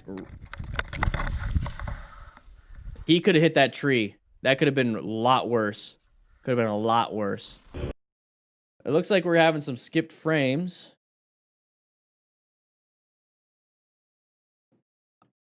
You know, just because I said something to that rookie doesn't mean he has to go over there and chew on the cable. Come on. All right, so let's watch this again. So he's going to be wheeling, ego, high skill, high risk. We're going to land it. We're going to land it, and then we're going to have that speed wobbles. Okay, so we landed it kind of weird. The suspension's doing this now, so the handlebars are doing this now. You see where we get at with that? So what can happen if you're riding normally and you start getting death wobbles? How did that happen? Well, you might have hit a bump. So if you hit a bump kind of weird and your suspension kind of does this really weird, it can cause you to do this. So how do we prevent the suspension from doing this? Because it's not supposed to. It's to maintain your suspension. So if you go take a look at your bike, if you got some oil on the chrome part and it's just like nasty looking, but it's only on one, it could be on both, but it's on one, then more than likely your fork seals and you have some other issues there. So if you hit a bad bump, you could possibly do this too. So there's going to be that low side. It lost traction finally. You know, we got thrown off and we're going to start sliding across. Okay, so this guy's got a lot of protection for his bike. You can see that right there. Lots of protection for his bike, but he doesn't have a lot for him. These are normal jeans. This is probably just some regular tactile gripping gloves. They probably don't have a lot of armor in them. This is probably just a hoodie. This looks like a hoodie. So now we're starting to have issues when it comes to injuries for ourselves. Our bike is pretty much protected on a lot of these things, unless it hits a tree, which it does. But make sure you wear some protection for yourself. You know, you're protecting your bike, but you don't really care too much about yourself. I mean, come on, we could do better than that. Okay, it looks like it has some armor on those gloves, but we didn't. That's not our main focus, is it? All right, same thing, wheelie. High risk, high skill. Make sure you have the skill to manage that risk. Wear gear to mitigate any possible lasting problems with those risks. We're also going to do that here. So high risk, especially now we have a lot of traffic, a lot of issues with people getting in the way and not doing what they're supposed to be doing. So it's fun and games until somebody gets hurt because somebody didn't manage their risk. So look at, now we hit them because they didn't do it a good job. So now we got hurt. He's going to get hurt. Hopefully nobody hits us. Bikes are damaged. Okay, you might have all the skill in the world, but maybe your riding buddy doesn't. So be very careful with that. So slow R1 rider. I don't know, because this is going to be a cornering mistake. A little too wide in the corner. Stood it up. It's not going to be enough. Thankfully... Oh, it's from his view. Okay. Oh. I wonder whose that is. The brake reservoir warmer. Landed the wheelie. Wasn't set up for the turn. Too fast in the turn. Didn't slow look, press, and roll. Imagine going up and over that cliff. Oof. Oof. Thankfully for this runoff. Because look at over there. Way over there. There's no runoff. So he would have went up and over and out. Kicked it into neutral, yeah. Very, very lucky. Guys, remember, we have a second channel for just the clips and highlights. So if you can't make the live streams, subscribe to that channel. You'll see these single crashes, single close calls uploaded to that channel by themselves. It went up, and then I had it, came down in neutral. So when I kicked it down, I went into neutral, so it wasn't slowing down. Yeah. Alright, let's Okay, his own after action. He did his own after action. See, it's still neutral. yeah. You good? Yeah, I'm good. JB, I love that. Slow and smooth is fast and safe. I think it's better. That's absolutely better than what I've been saying, because what I've been saying kind of fit firefighting. You know, slow is smooth. I'm sorry. Now you screwed me up. I can't even do it. Can't even do it. But I like that saying a lot more.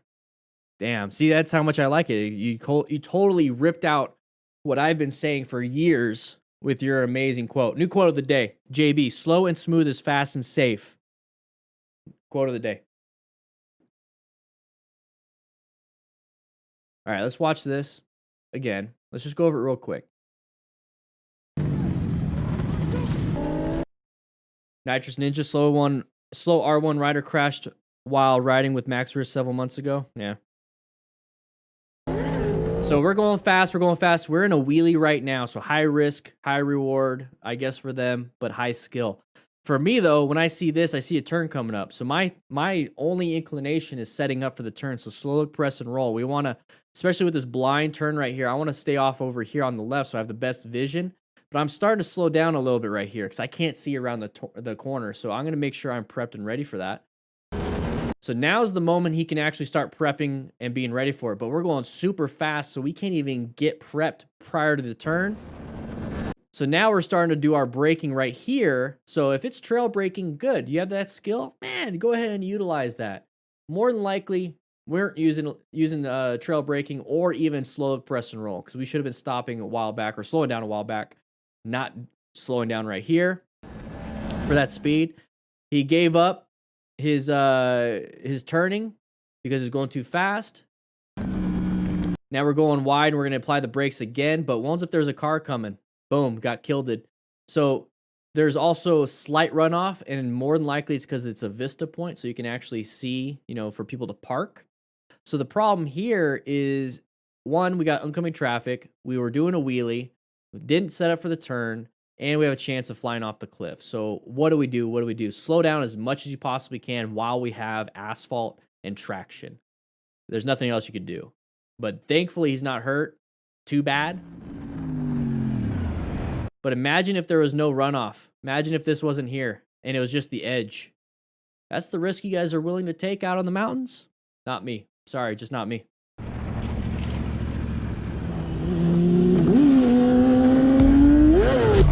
So, kind of shows you what we're mainly focused on. Come on. But we're going 68, increasing our speed right before a turn. Yeah, probably a simple mistake. What I'm trying to get at here is let's not do this in this area and environment. The environment is not set up for us right here to do this. Do it in a different area with your skill. That's all I ask. And here's the thing, if you want to do it anyways, it's on you. It's on you. Neutral, yeah.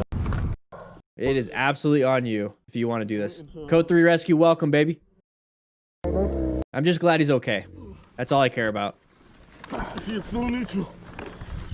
Yeah. Skipping frames, huh? How's everything doing over there? How's everything doing over there?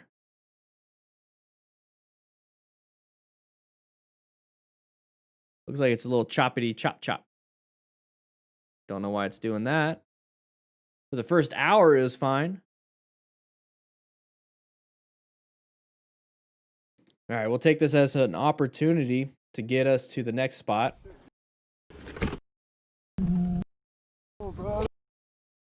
Yeah, that won't be bad.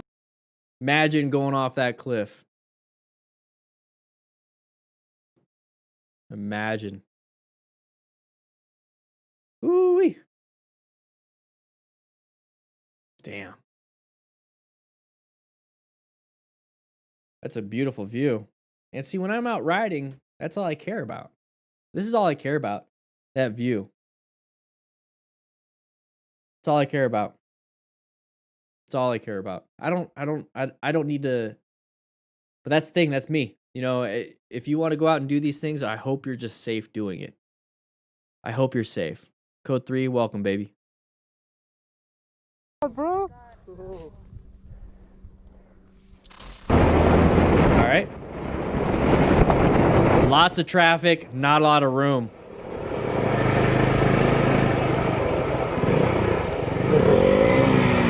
Ooh. Damn, that sucks. You know, one sec. We're like skipping some things. Haven't had skip frames in a while.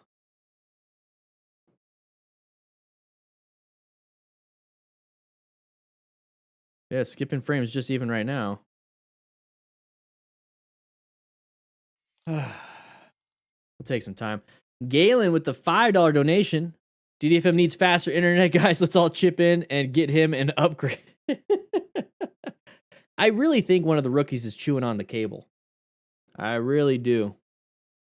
Really do. Let's watch that again. Alright, so we're cruising. You see how there's traffic already, so we can't go wide around this blind turn. Does a good job with this. Little too slow, though. So too little speed is bad, and too high speed is bad. It's still doing it.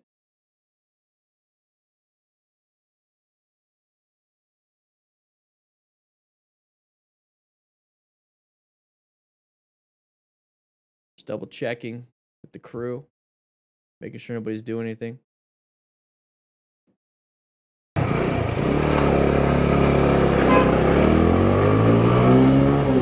Alright, we'll skip this one.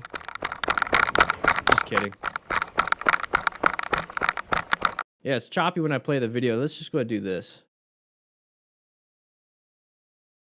Let's refresh it. Let's get it back to where we were.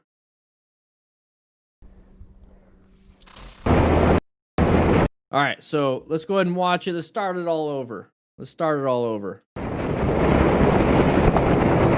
we're riding. Saw the traffic. We're gonna slow it down a lot on a blind turn, but then we're gonna go too slow. Not good. Not good. Skipping frames again. What the?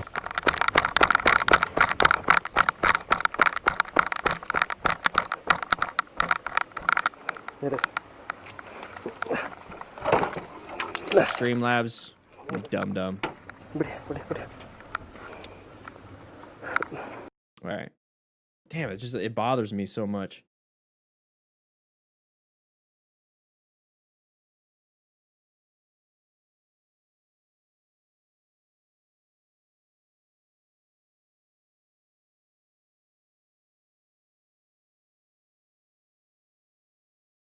Okay.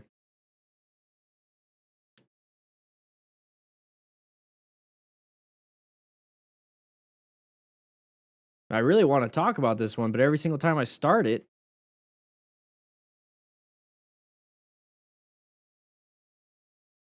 it's really only on this one.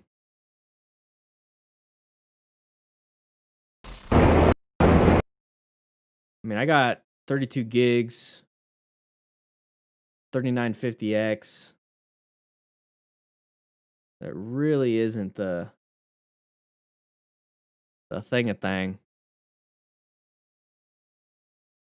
Streamlabs is just a little turd sometimes. Let's see.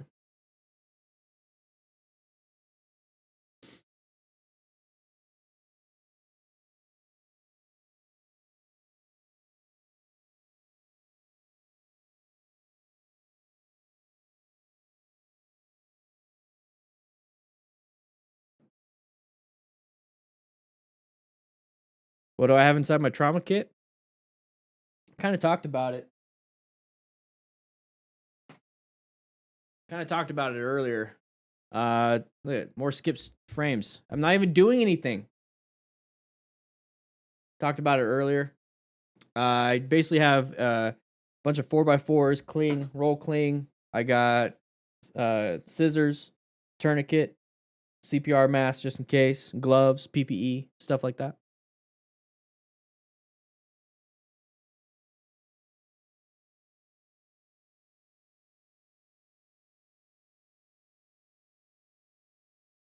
Interesting.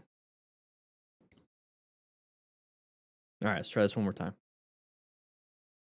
All right, so once again, all that traffic going slow because it's a blind corner, but going too slow can cause problems like this. Speed isn't the problem. Too little or too much speed is the problem.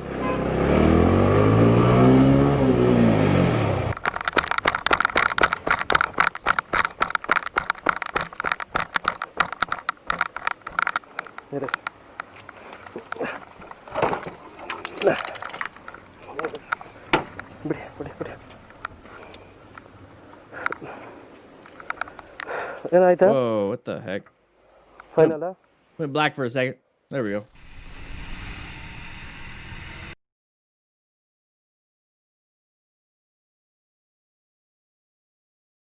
Okay, so here's that blind corner that we're going into. Okay, blind corner. Big problem, big problem, big problem, big problem. So we start putting our foot down. That's when you know that's a new rider. Okay, so we start putting our foot down. Here's the thing. When you're out riding, don't put your feet down because the thing is, your tires are doing the job. So your only controls that you're supposed to be doing is the primary controls, which is going to be the throttle, the brakes, so front and rear, the clutch lever, and then also the shifting. So that right there is all you should be doing. At no point does it say put your feet down and paddle walk it around a corner on the main road. You could do that when you're parking your bike, but you're not supposed to be doing that right now. So right here, we're getting ready to do what? Okay, we're not flat tracking. We're not doing anything like that. So we're not paying attention to what we should be paying attention to, which is the primary controls. You notice you probably pulled in the clutch. Now we're giving it throttle to go up, and we have no power to that rear wheel, so we start falling back, and now we start going back to, okay, I'm going to put my foot down. So it looks like we stalled, or it looks like we just slammed the brakes, and now we're starting to dump the bike because we're turning towards it. So if you have your handlebars turned left and you squeeze the brakes, it's going to go down and then go to the left. Same thing to the right, go down, go to the right. So he's turning left right here, and that's going to cause him, when he slams that brakes, to go that way, okay? And that right there could be your hip. That could be your head.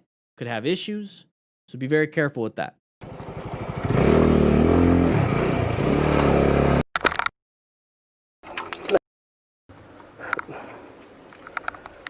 ಏನಾಯ್ತಾ final Just keep an eye on things. I think it was like just that video. It's so weird. We'll see. We'll see. We're going way too fast. Chevrons, not paying attention. Oh, looks like he might have tapped the brick. Oh.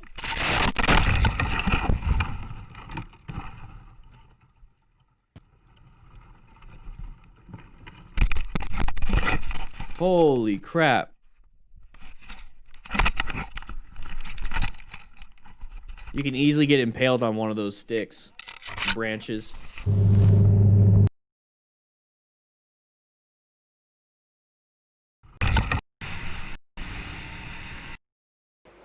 Final All right, so we're going to be riding with our friends. Do you think ego? Maybe ego. We're going to pass people on a solid white line. Should we be doing that? Nah, not really. But why should we not be doing it? Not because it's illegal or not because we're going to have legal consequences. And it says ride safe. That's weird. I wonder if that's his name. It's because we have a turn coming up. So when we are passing right here, we're not prepped and ready for the turn. We're trying to pass somebody. We're not trying to turn. We're trying to pass somebody. So where are your priorities? So there's that sharp turn to the left. You see the chevrons. Now we're going to have to swerve back into our lane to go this way. We're not prepped and ready. We're not doing slow look, press, and roll. We're not doing what we're supposed to be doing. So he slams the brakes right there. There's that jostling, right? Smooth inputs. The jostling going into the bike. We're going forward. We're not committed to the turn. We're not prepped for the turn. We're prepped for the passing. Our buddy passed. He's able to make the turn. Why was he able to do it? Because he did it before you, and now he was able to set up for the turn before you. You're riding late. You're riding. It's just too many problems. Ride your own ride is one of the biggest things here. So this is when we start to go off. Bye-bye, Honda. And we put our arms out. Massive trauma. If we hit something bad, imagine if this was just the edge of the cliff. Thankfully, it wasn't. Possibilities of a lot of injuries right there. So broken arm, broken collarbone, lacerations, getting impaled. Super lucky. Slow and smooth is fast and safe. Love it. All right, we got intersections coming up. Maybe side of the vehicle. There it is. Side of the vehicle. Broken right arm, 5 stitches under left eye. Driver was 20 years old, leaving the liquor store unlicensed and uninsured. So this last part, I want to just point out. Driver was 20 years old, leaving the liquor store unlicensed, uninsured. I don't care. Don't care about this part. Don't care about this part. I care about this part. The right arm, 5 stitches under left eye. How did we get stitches under the left eye? Were we wearing full gear? I don't know. A lot of cruiser riders don't want to. I'm not saying he wasn't. You can still get injuries to your face with a full face. But I'm trying to figure out how he got it here because there's nothing that covers the eye portion. So maybe he had the lid up. I'll give him the benefit. The lid up and something poked him in the face. I'll give him that. But wear full face. So right here, what we see with all the... There we go. Right here, what we see is we have natural indications that it's going to be an intersection. We have a sign saying, hey, watch out, intersection. We also have all the intersection stuff. Excuse me. So if we have an intersection, we should be going from yellow stage to orange stage. Orange stage, we're prepped and ready for anything. Now, what happens in intersections that we need to be prepped and ready? It's going to be the left turners, pedestrians, mergers, and then also path of travel violations for anybody that wants to pull out in front of us. So that could be right turners or left turners.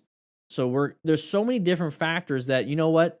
I don't want to have to look for so many different factors and be concerned and do all these things. I'm just going to go with my firefighter brain. I need color codes and shapes. So I'm automatically, now that I know this, going to orange stage. So that means I'm prepped and ready, and I'm constantly looking for escape paths. Where am I going? And then I'm also now looking for patterns and shapes. Do I see any sides of the vehicles? Do I see any headlights starting to want to turn because they're in the left turn lane, wanting to turn left in front of me? That's all I care about. Once I get out of the intersection and it's safe to do so, I will be going back to yellow stage. So right here, when I see this, I am concerned about anybody in this left lane turning left in front of me. I'm worried about anybody coming here and turning right in front of me. And then I'm looking for patterns and shapes like a left turner. There's also a left or a right turner or a possible left turner, but I see sides of the vehicles. I also see the side of the vehicle here and here, but those two are in line at the liquor store, so they're not going to be a pertinent threat. So this is what I'm looking for. I'm looking for this person if they were stopped and ready to turn, but they're not. I'm looking at this person next and that person next over here. But the one that could get me the soonest is this one right here. Okay, the intersection looks kind of clear, so I'm good. I'm concerned about this one because I see that shape. I see that pattern. Oh, they started to move in. Do I have enough total stopping distance to slow down and stop? Not really. Do I have enough to slow down and possibly let them go past? Maybe. Or do I think with my skill involved, could I accelerate or even just maintain speed, swerve, and then slow down once I pass this hazard right here? Possibly. Overall, it's a bad situation. So how do I help myself and set myself up for success? Well, as soon as I saw that side of the vehicle before the intersection, I'm in the orange stage. And in orange stage, I'm probably rolling off the throttle just a little bit. So I get a little bit of that traction on that front tire. So then if I do have to apply brake pressure, I already have 10 to 20% progressive braking applied because of my engine braking that I've done nice and smoothly. And now I just have to apply some brake pressure, which I already perceived a potential hazard. So I'm already covering it. So now I just kind of squeeze a little bit. And now it's almost like I'm set up to slow down and stop before this comes out. That right there is what I'm trying to get across to you guys. Set yourself up for success with situation awareness. And all it is a matter of squeezing or swerving gently out of the way. Hopefully you never have to deal with this. But not enough braking. We're going to hit the tail end now. If we just slow down a little bit, right? Let's say we just slow down a little bit. Do you think we might have made it, not on the sidewalk, but we would have made it away from that bumper? Possibly. So start looking at these things and start being able to pick out situations and things that you could have done. That way you don't do these exact things. Because the thing is, we're doing these exact things, we're going to crash. If we do something slightly different, change the factor here and there, maybe we won't have to deal with this. What's up, Taha? How you doing? How you doing? I don't know what this is all. Is that the blinker fluid? I think it's the blinker fluid. All right, roundabout, same thing. Intersections, be careful. He did head checks. Very good. Very good, doing his thing. Oh, what happened? Oh. Throttle cable screwed up?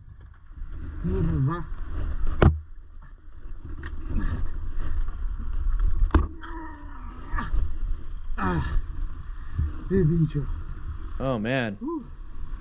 Hopefully he's okay. All right, so going through the intersection, he was doing his head checks, did everything great. That right there, did you hear that? That was a downshift. I believe that was a downshift. So what happens there, maybe he let out the clutch a little bit too quickly right around here. Let's go ahead. So that it did a really bad downshift. And it caused that rear tire to slip a little bit. Who knows? It could have been something in the road. But now we're kind of set up wrong. So what happens when we're in a lower gear? And then we give it too much throttle. Lower gear, you typically more torque. So that low gear now gave it a ton of throttle. Lost traction on that rear tire low-sided. And, it says 82, that looks like a brand new bike. Could be brand new tires too. So new tires doesn't have the great traction it's supposed to.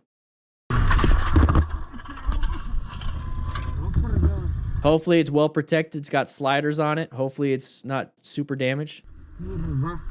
Yeah, it wasn't smooth.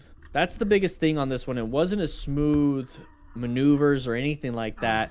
His situation awareness was really good, but the fundamental of switching gears and brakes and throttle wasn't the greatest. And the only thing I can think of is that maybe he went from a smaller CC bike to the Yamaha R1 and he's not accustomed to the same 10% throttle, the same 10% brake, because the 10% throttle on this is going to be a lot more than a 400 or 600. 10% brake on really good brakes is going to be a lot different than 10% brake on crappier brakes. So whenever you get on a new motorcycle, get a feel for the brakes, get a feel for the dynamics, get a feel for the throttle, and take it to a parking lot, play around a little bit. Don't push the limits of your new bike like you've been pushing the limits of your old bike. Always figure out what things are, how things are with this new bike, and then when you get comfortable, take it out and do what you need to do. All right, watch out. A lot of rain on the road. Be careful. Yeah, slippery and wet. So just ride it nice and smooth. Uh-oh. So he says he's doing what I'm saying. Sometimes it just happens. You also want to trust your tires.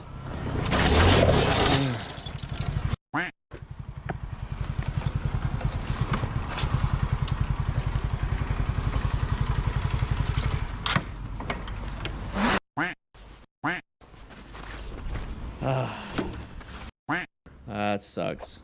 God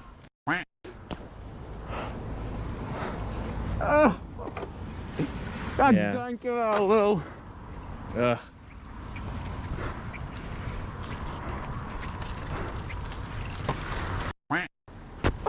So, out of all these things, okay, we have multiple factors that we can really play into, okay?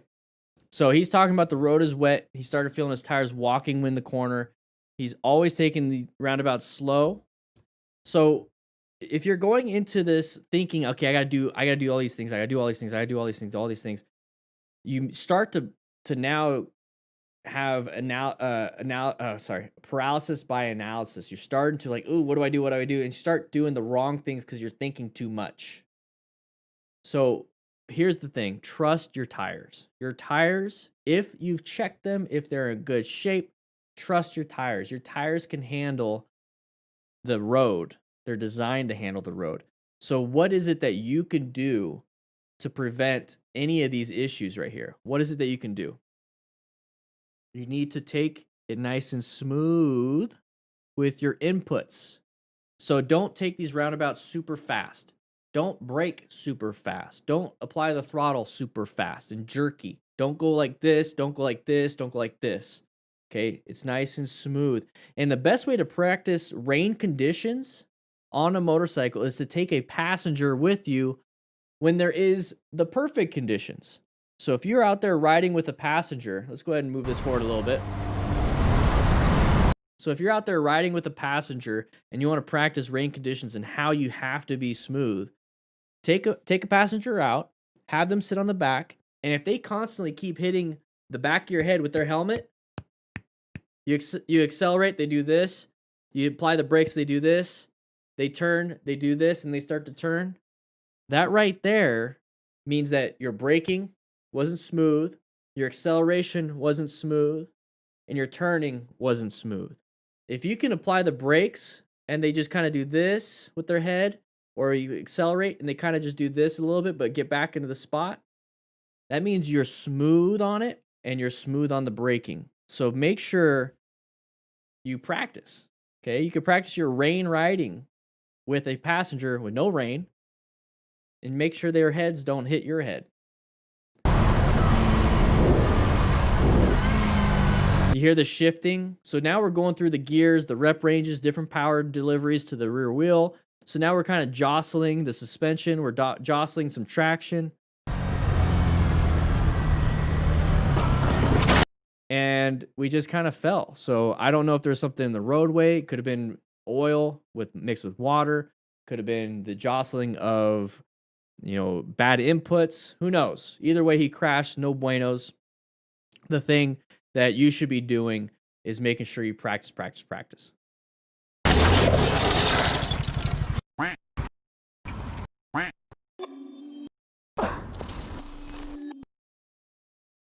That blood on the bike, that probably came from his hands when he tried to lift the bike up. Because there's no way he had blood on that saddlebag.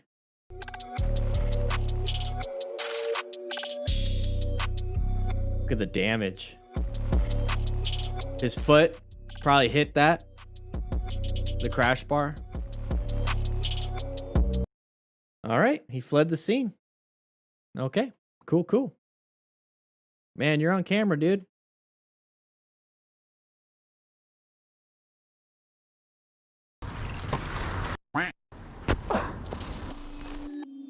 All right, so it's pretty easy to see on this one.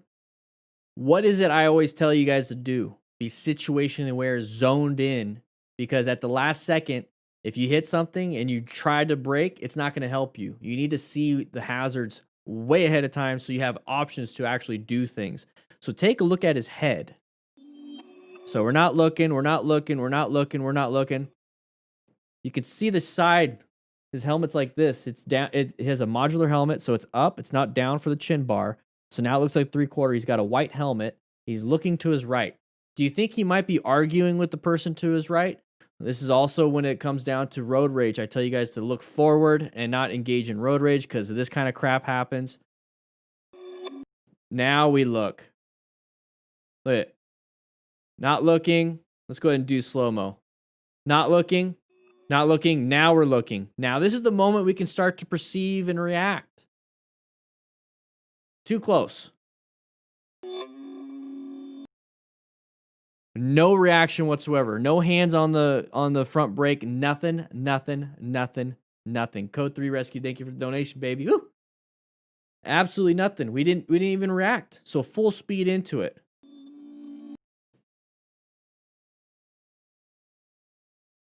So up and over. Do you think his head might have hit the back windshield?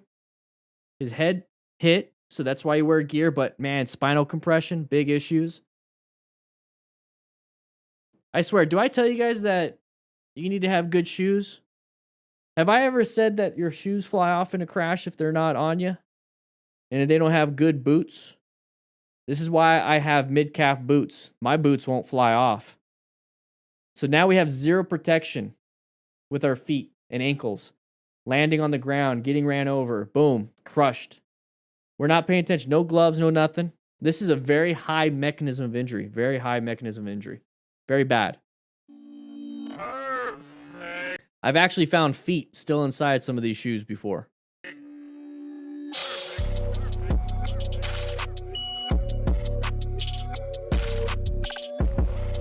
I have everything mid-calf for motorcycle related stuff. So there's the impact. What do you think the ankles are going to do? Probably snap.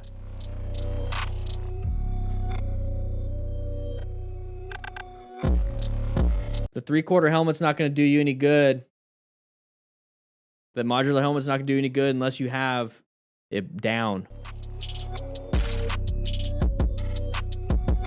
So equilibrium can be totally screwed up when you have a head injury.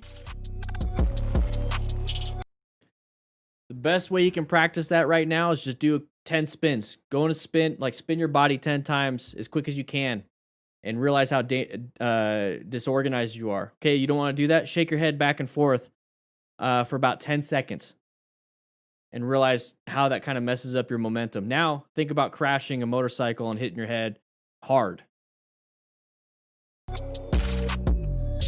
As this guy, if you want to rescue another rider and you're driving, treat your have your trauma kit with you at all times.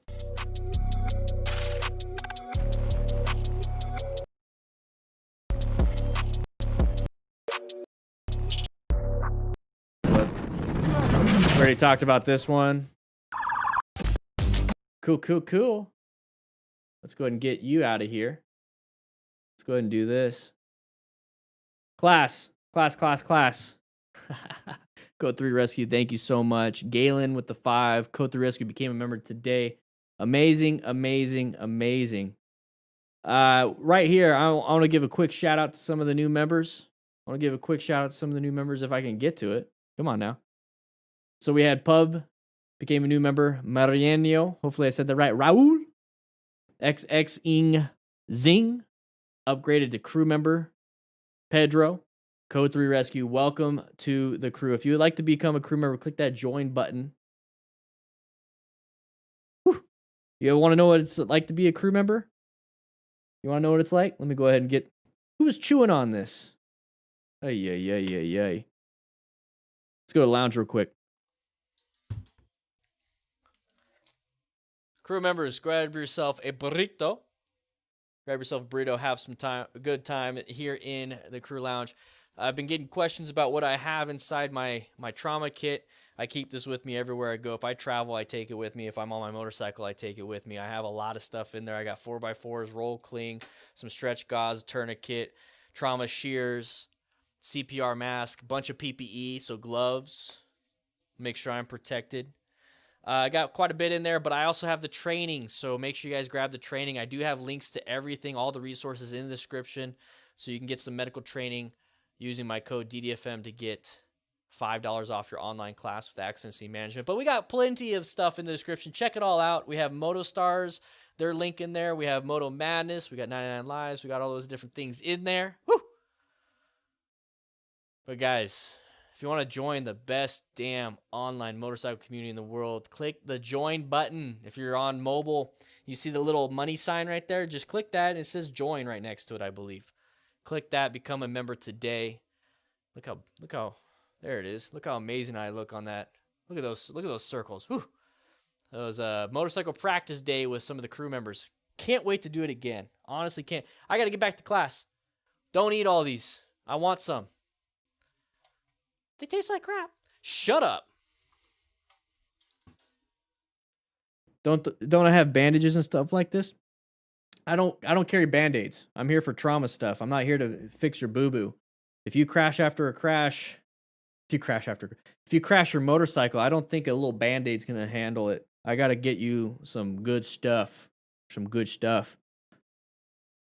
Yeah, I need to make my way up to Phoenix and ride with you guys. I really do. We're also giving away a ton of gear by every month. $800 worth of Revzilla gift cards every single month. Click the link that's in the chat, in the description. Join up.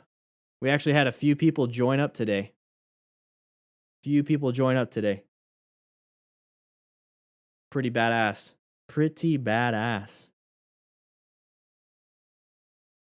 I'm going to be sending out the gift cards from November. Crew, if you're in the crew lounge, if you want me to like talk about, let's go do that. Let's go to my office.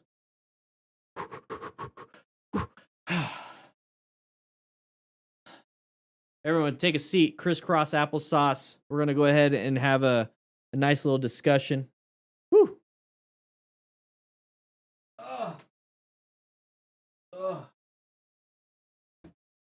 Should you wear a mask while joining up? Yeah, wear a mask. It's always good. Mitigate the risks. You know what I mean? What's up, Moto Michelle? How you doing? Oh, 2 hours. 2 hours into this. We got 2 more hours to go, everybody. Was Matt in my chair? It is kind of warm.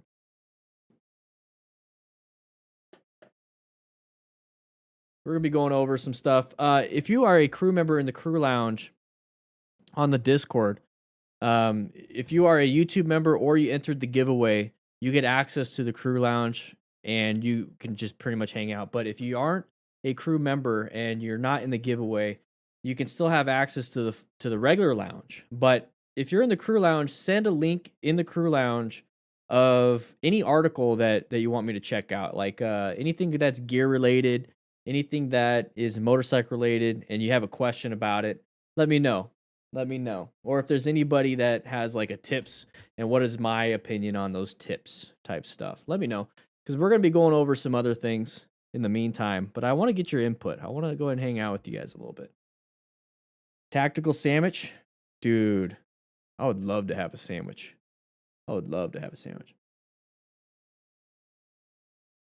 Still got 2 more hours, guys. We're going to get back to the crashes, but I wanted to do something a little different with these live streams. I wanted to have a nice relaxing time, because whenever I do like the 2 hour live streams once a week, not a lot of people can go.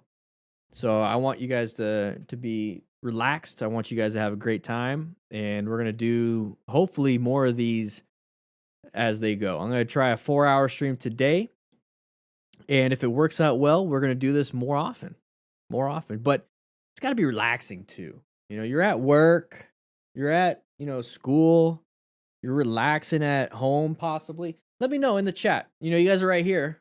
Are you at work? Are you at home? Or are you at school? Let me know. Or are you in your bathroom taking a poo-poo and you're on your phone and you've been there for 45 minutes, your legs are asleep? Let me know. Usually what happens to me. Kilroy's at home. Working from home. Kind of chilling at home, working from home. Online school right now. Just got home from 8 hours ride testing. Damn frozen. Damn red bomb. Yeah, boy. Just pooped. Very nice. Very nice. I'm at work taking a lunch break. Good to have you, Michael. Been watching all day, Chief Rocka. It's actually been 46 minutes. Well, now it has. Quarantine. Home. At work. Work from home. Vacation this week. Good. At work. Makes it hard to watch live. Yeah. I usually like to have like a live stream on a different monitor of like my favorite live streamer, and then I'm over here editing, and I'll just mute it, and then I look up and I see something cool happening. I unmute it and take a nice break. And there's no verses. You know, there's no verses. We have a lot of fast people in our crew, but that's not our goal. You know what I mean? There's no verses though. You guys do what you want to do. We do what we want to do. I just care if you're safe. You know? I'll try not to be so much of a parent. At work, streaming on your phone. At home. J-Max, yeah. Yeah, that's what you do too? Thought about doing a later in the day live stream occasionally for those who can't join. Yeah, I would love to, Galen. That's a great, damn, Ken, I'm sorry. It's a great option. I really want to do this, Monday, Wednesday, Fridays. Let's say that. So Monday, Wednesday, it's during the day. Maybe Friday, the little afternoon stream. You know what I mean? Like start it up a little bit later, end it when everybody is definitely at work. You know what I mean? At least that last hour. Does that make sense? Daniel B, 4 a.m. coffee. Ooh! Have an iced chai and a couple of munchkin area code. Area code. What the heck? I bring the burritos, and you got some donuts? You didn't bring any for me? I see all the powder. You're eating them. I know you had some. You just said it. All right. Make one of the rookies go get me one. All right? Shh. Damn. At work in the toilet. Yeah, Damon. Went for a ride today. It was so cold. It is really damn cold. It is pretty damn cold. Ooh-wee. I'm in the crew lounge right now. I don't see anybody saying nothing. Let's go ahead and look up some stuff. What kind of topic do you guys want? What is a question you have? And we'll see if anybody has anything, and then we'll go ahead and give our two opinions. Two opinions, my opinion. We're going to get back to the crashes real soon, guys. Don't worry. I know you're here to see people get hurt, which you shouldn't. If that's the case, just go watch the original. I'm here to hang out with you. Help your day at work. You can mute me if you want right now. I'd be like, oh, he's talking to the chat. I'm going to get back to work. But then when you see me get back on the crash stuff, you're like, oh, here we go. YouTube topics. Wear full gear. Truck driver can't listen, but I can listen and drive. Lee Martin. Hey, man. Hopefully I'm over the radio for you. You got the Bluetooth hooked up, maybe. How you doing? Be safe, please. Please. You have a tough job, man. Woo-wee. Yeah, I got a list of things. 5 common mistakes, beginner motorcycle. That's easy. 7 stupid, no. 5 common accidents, how to avoid them, nah. 7 do's and don'ts, nah. 10 beginner motorcycle tips I wish I had known. Why your U-turn sucks. Yeah, is your motorcycle skill test hard? Yeah. What is the best way to ride in a group? Boom, Shiloh Reigns. What is the best way to ride in a group? What is your main concern? Are you concerned about... What are you concerned about? Like the safety of it?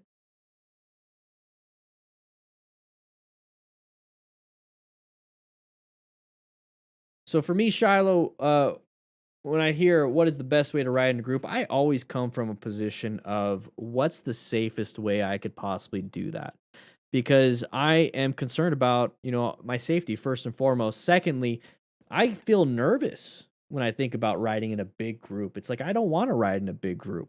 So how do I also bring that down and get some confidence so I'm not as nervous? Because being nervous will make it to where I'm not safe. So how do I get through that? Right there. So Sean, right in the back and cautiously. So how do I become less nervous? Well, if I can just watch. I'm a people watcher, and it makes me calm. I relax. I just watch. So if I could be in the back, you're right, Sean. Look at that. If I could sit in the back and I could just watch where everybody's going, and I understand I just ride my own ride, it will calm me down a little bit more. Okay. So if I could get in the back, great. If I can't get in the back, okay, so now I need to understand what's behind me. So if I'm riding in the front or in the middle, I understand there's people in front of me, people behind me. Okay. I need to know what I need to know. I need to know to stay staggered. I need to know to modulate my speed. I need to know to ride my own ride. I am assuming that they are doing the same thing, but I am not going to put my safety in their hands. So if I'm riding and I'm in the middle of the group and I see something coming up that could possibly be a hazard to me, I already know that that's going to be a hazard to the people behind me. So I need to know how to communicate with the people behind me. Now, if you don't have a comm system, one of the best things that you could do for a road hazard is to stick your foot out in which direction that piece of a hazard is. So if we're riding in a group and we're staggered and there's a piece of metal, like a rod, sticking out and it's coming up to you, but it's on the left side of you, you're obviously going to go to the right a little bit because you guys are staggered. You could do that, and you're going to stick your left foot out. That's going to let the people know behind you, hey, the hazard to the left. There's a lot of different hand signals, a lot of different etiquette that can really make a group ride safe.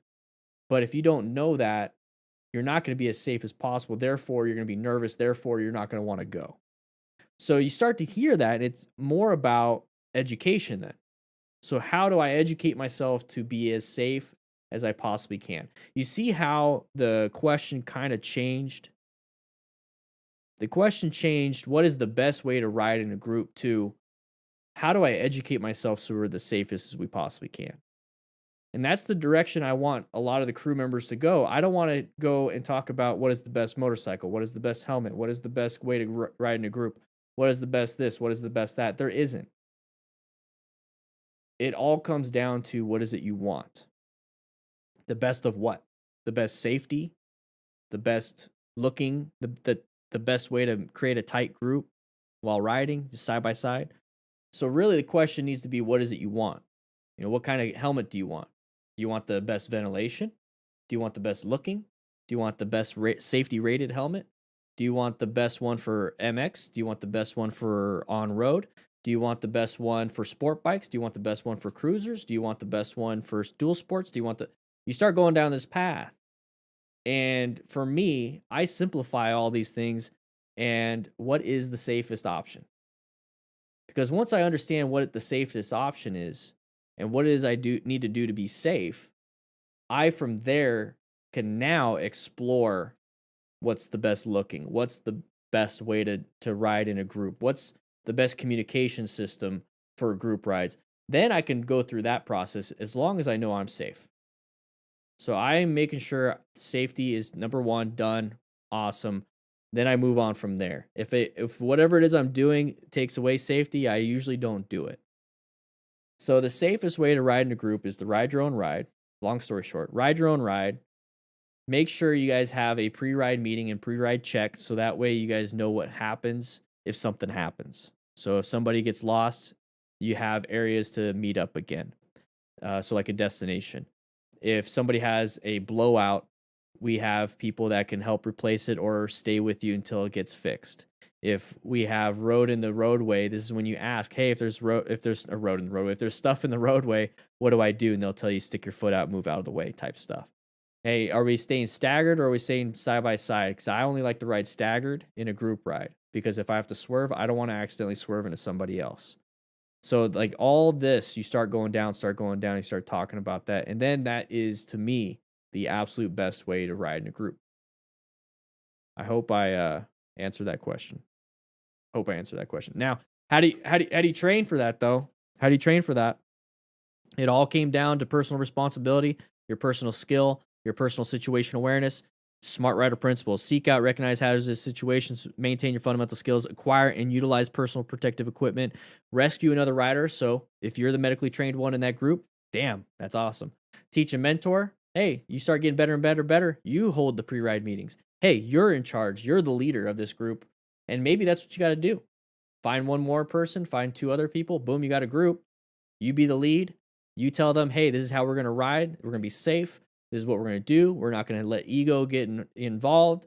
We're going to have a good time. We're going to talk on our Cardo Pack Talk Slim Bluetooth systems that you can get with the link in the description. There's all these different things that you can do. And for me, I just learned to create my own thing. Yeah. Robert right here knows a lot. So I usually have my tail gunner, or I'm usually the tail gunner and have extra gas in case one of the scouts need it. Listen to Robert. He's a crew member. Look at gray beard. It's been around for 17 years. 17 years. Ooh, baby. That was a great question. I'm glad I can talk your ears off. Because I think that came out really good. Came out really good. Thank you for that good question. I'm going to go ahead and look up some more crashes and close calls. We do have one more video. We're going to get right back into it. So don't worry, guys. Don't worry. We're going to do it.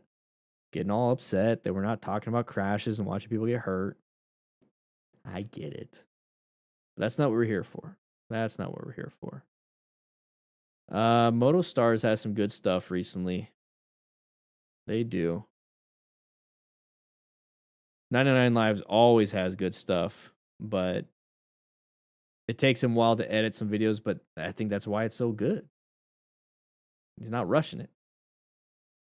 Dirt Bike Lunatic has some decent stuff. Whoa, heyo. Heyo. So we already talked about that. We already talked about that. We already talked about that. We already talked about this. Hey, we're in my office. Don't worry, guys.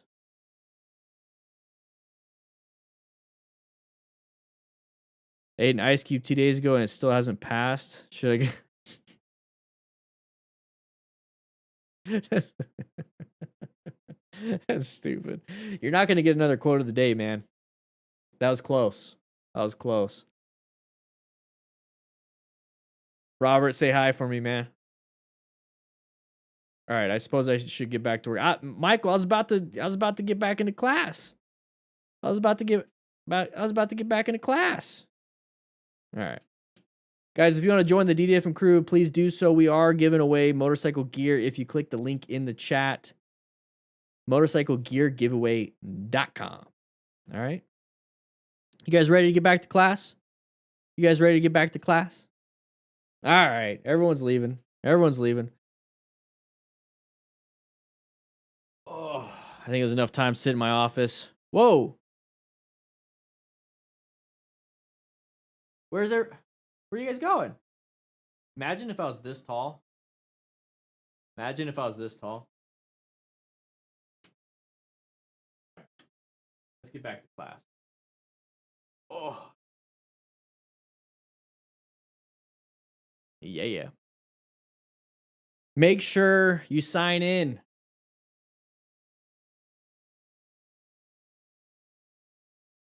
Rev Bomb, that's awesome. Yeah, I got my patch right there.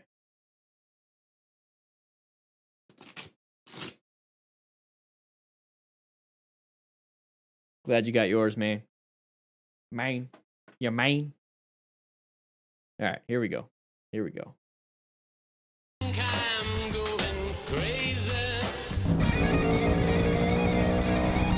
All right. So too fast in the corner, biker dressed for the slide and survived the ride. Okay.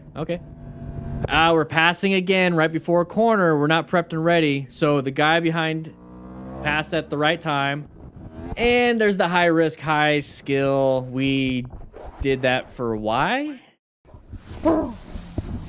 Why did we do that? Biker slid for over 200 120 feet. Ooh, you could easily slice yourself up. Feel like anything's broken, nothing at all?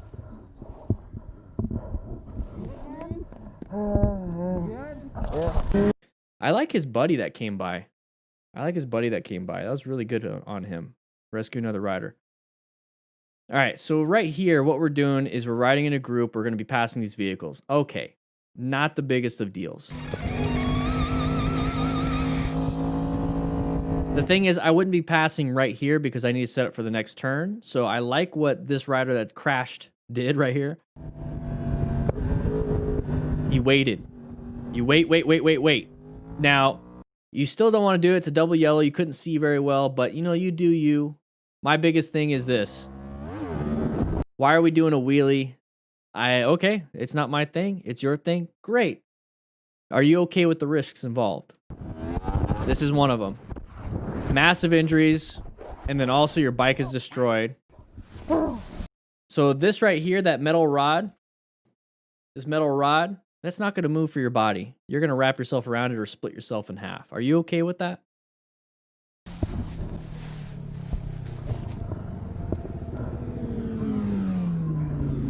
So he slid for 120 feet. We talk about, you know, the abrasiveness of asphalt. It's what gives you the good traction on your tires.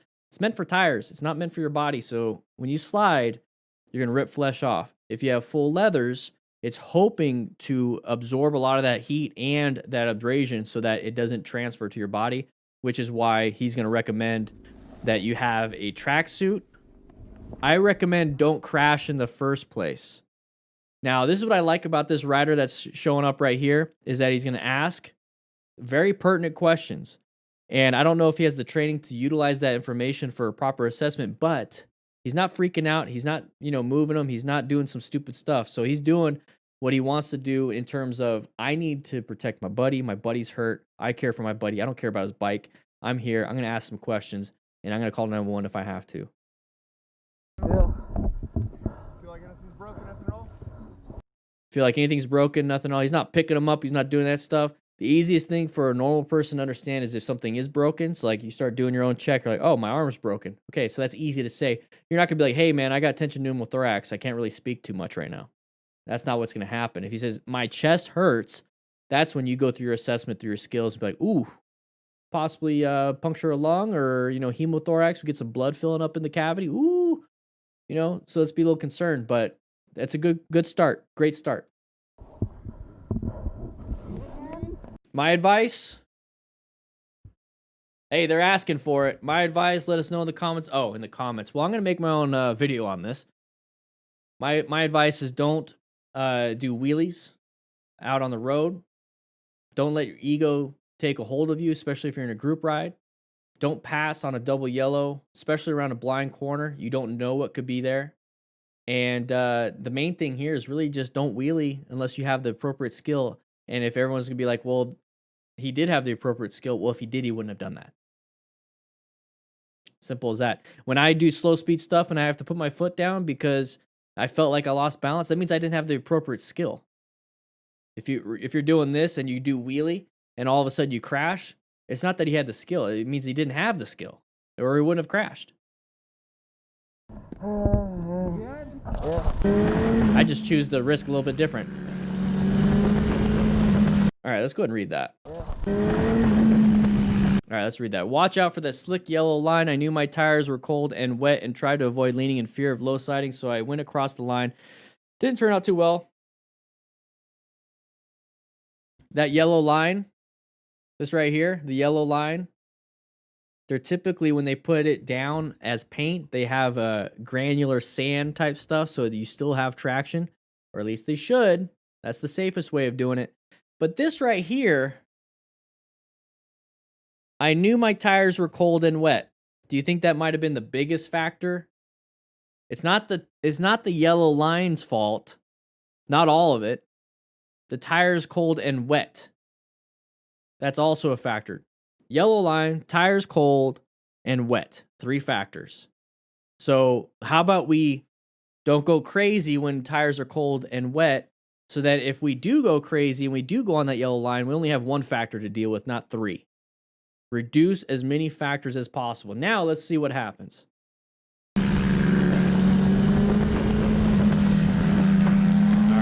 Not going too fast. Not to. We're starting to pick up speed. Okay. No, it's not that bad. What's the problem? Downshift, good. Oh, a little bit wet. Maybe a little bit panic. Doing good. Doing good. Yeah, he handled that well. That was really good. What's the problem? So there's the wet, maybe. There it is.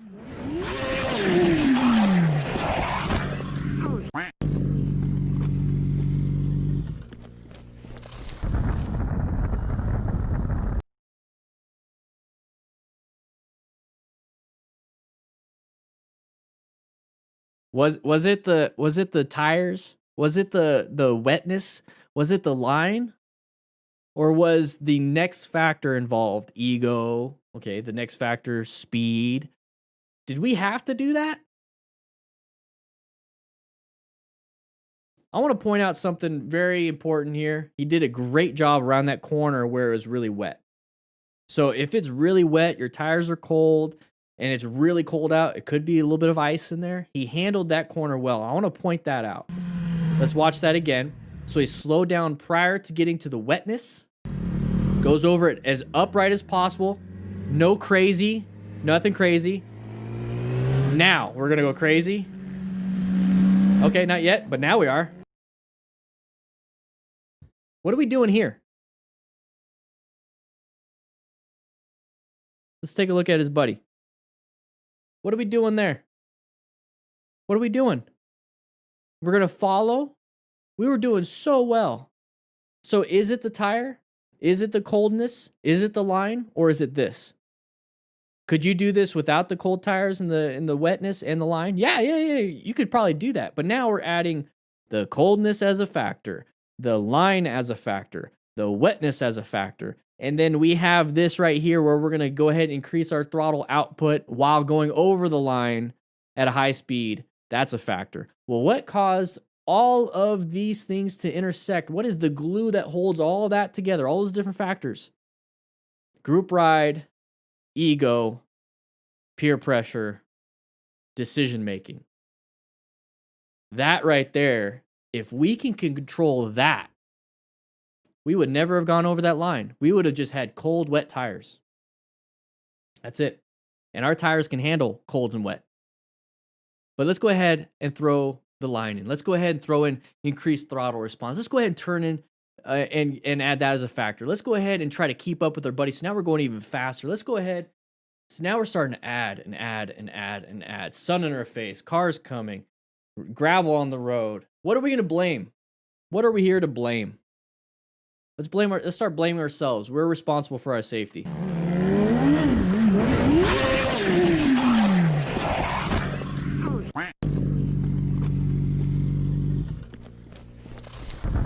All right. So close call on slippery road. Okay. So intersection.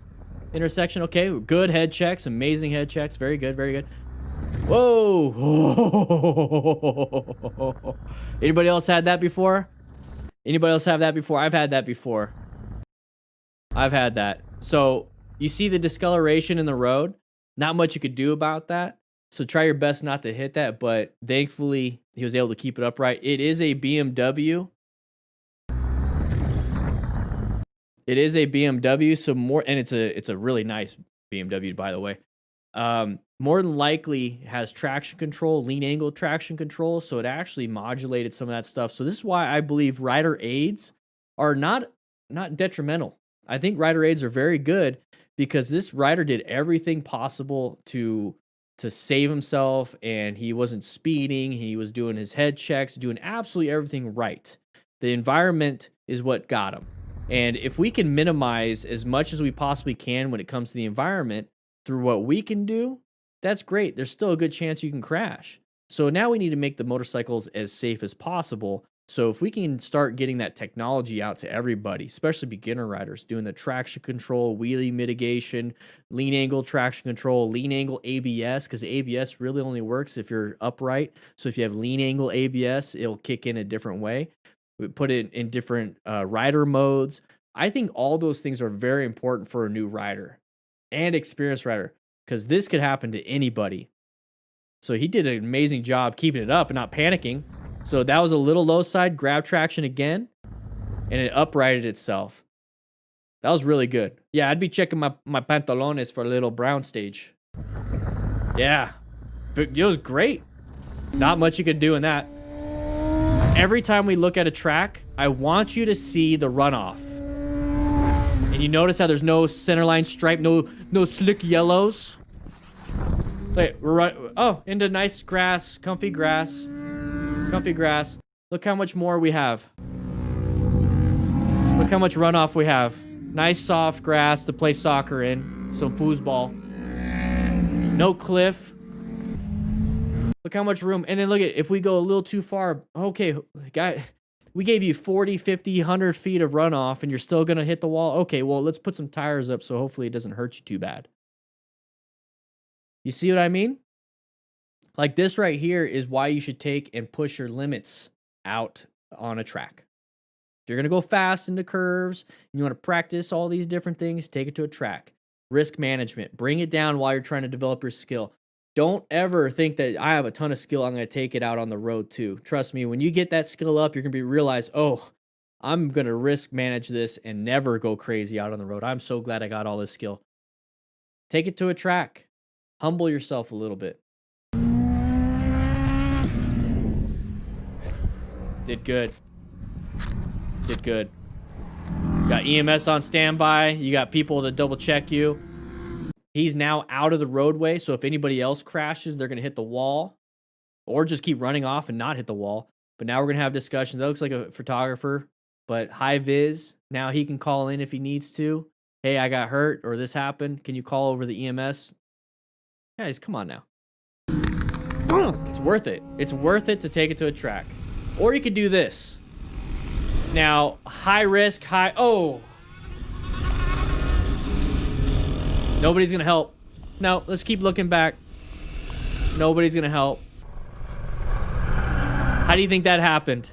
How do you think that happened? There's so much stuff going on. There's so much going on that it's so hard to pick out like how things happen. So let's watch it again. Let's watch it again.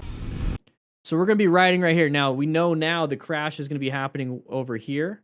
So now that we know that, let's keep our eye on that.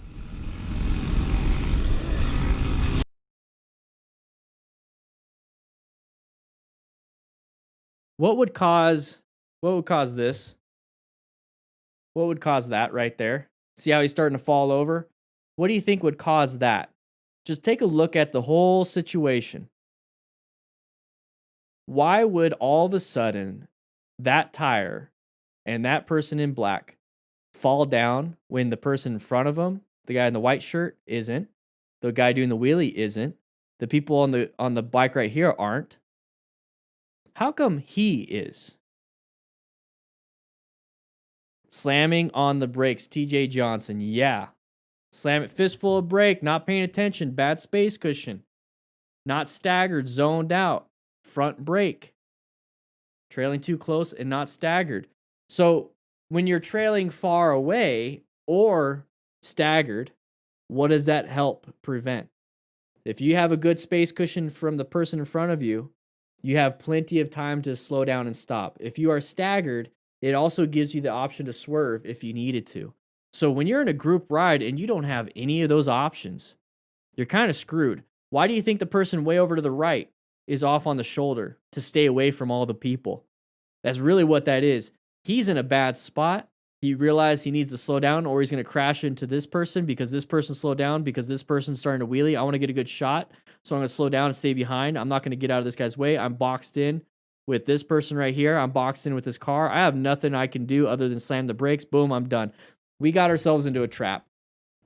And that happens all the time with these group rides. That's why I don't go to these rides at all. Do not recommend anybody going to these rides. It's up to you, though, if you want to. Easily could have went underneath that car tire. Could have been easily dead. Easily. Rescue other riders. Rescue other riders, guys. These guys in the back should have medical training. I'm just saying. All right, very death wobble. Ooh, looks like it's raining. Side of the vehicle right there, merge issue. Oh, Not much you can do in that. Since you can't prevent that, and you don't know when it's going to happen, and when it typically happens, you don't have control over it, what can we be doing to hopefully minimize as much damage to us as possible? Let's go ahead and make sure we wear full gear. Guys, we're giving away $800 in RevZilla gift cards. Click the link in the chat. Click the link in the description. themotorcyclegiveaway.com. Enter to win. We're giving out a ton. All right, sides of the vehicles. Blind spot. Okay. Whoa. Whoa. Left angle. That's an angler incident.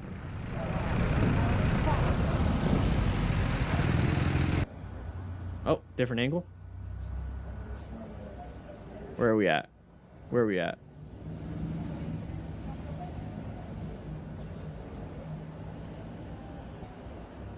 Oh.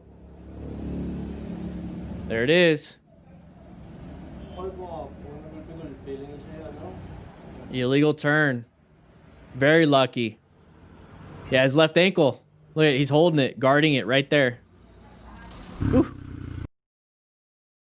So not much to do in that one, honestly. That's just interesting. I'm serious, guys. There's not everyone gets a 5-minute dissertation. Sometimes you can't do it. I mean, this was an illegal turn. Wear gear just in case it happens. Learn your swerves. React quick as quick as possible. Not much. Not much. Low side? I have a feeling it's gonna be a low side. Oh, scraping. All right. Sun, no. No, he's gonna wait off to the side. Good U-turn. Hey, good U-turn. So what is he gonna wait for? His buddy on that corner? That's a really sharp corner, decreasing radius possibly. I have a feeling your buddy's not gonna take it as slow as you did. There it is.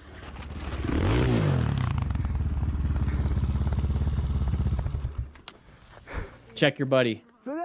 He seems to be fine. Okay, cool. You don't have to check him anymore. That's one way to pick it up. That'll hurt your back.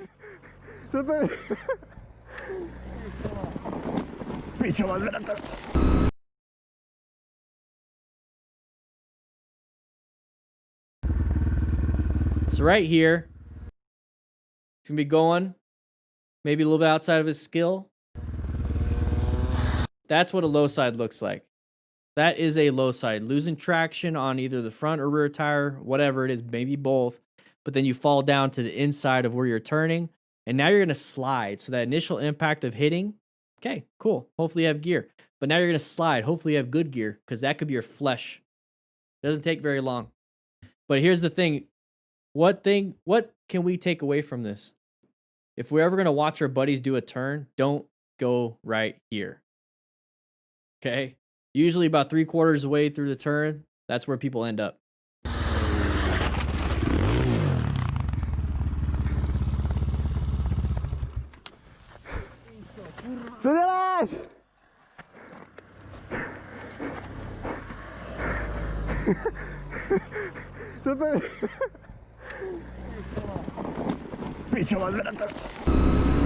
Let's see what he's got. This looks like Mount Lemon. With this kid on the back. I'll chase him down. No, this looks like Mount Lemon. Is this Tucson? I'm sorry. Because it's a 35-mile-an-hour road on Tucson. This is Mount Lemon.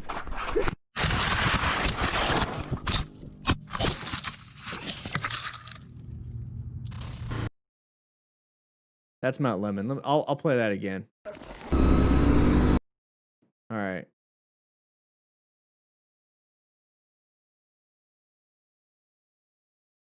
Any of my local crew know who this rider is? RCJB.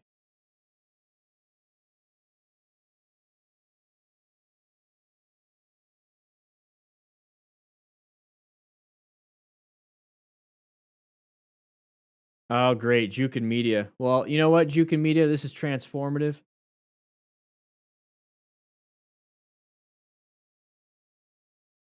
Oh, of course. Maxie.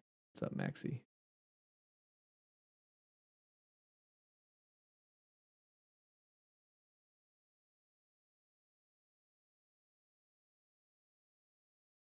This looks like Mount Lemon. Yeah, that's Mount Lemon. Check it out.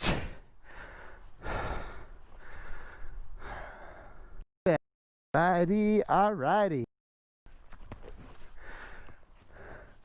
Alrighty, alrighty.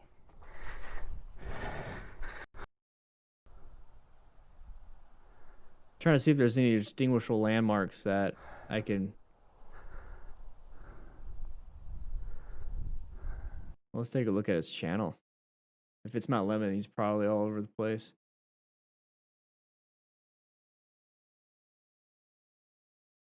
Yep. Mount Lemon, final ride before bike repairs.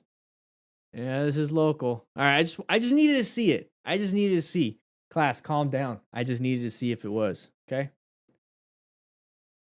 Here we go. So, this mentality, don't do it. Let's see what he's got. Let's watch it. Let's see what he's got. Big Cloudy with this kid on the back. These roads are actually really easy. They're really easy. I don't know why he did this. That was a panic.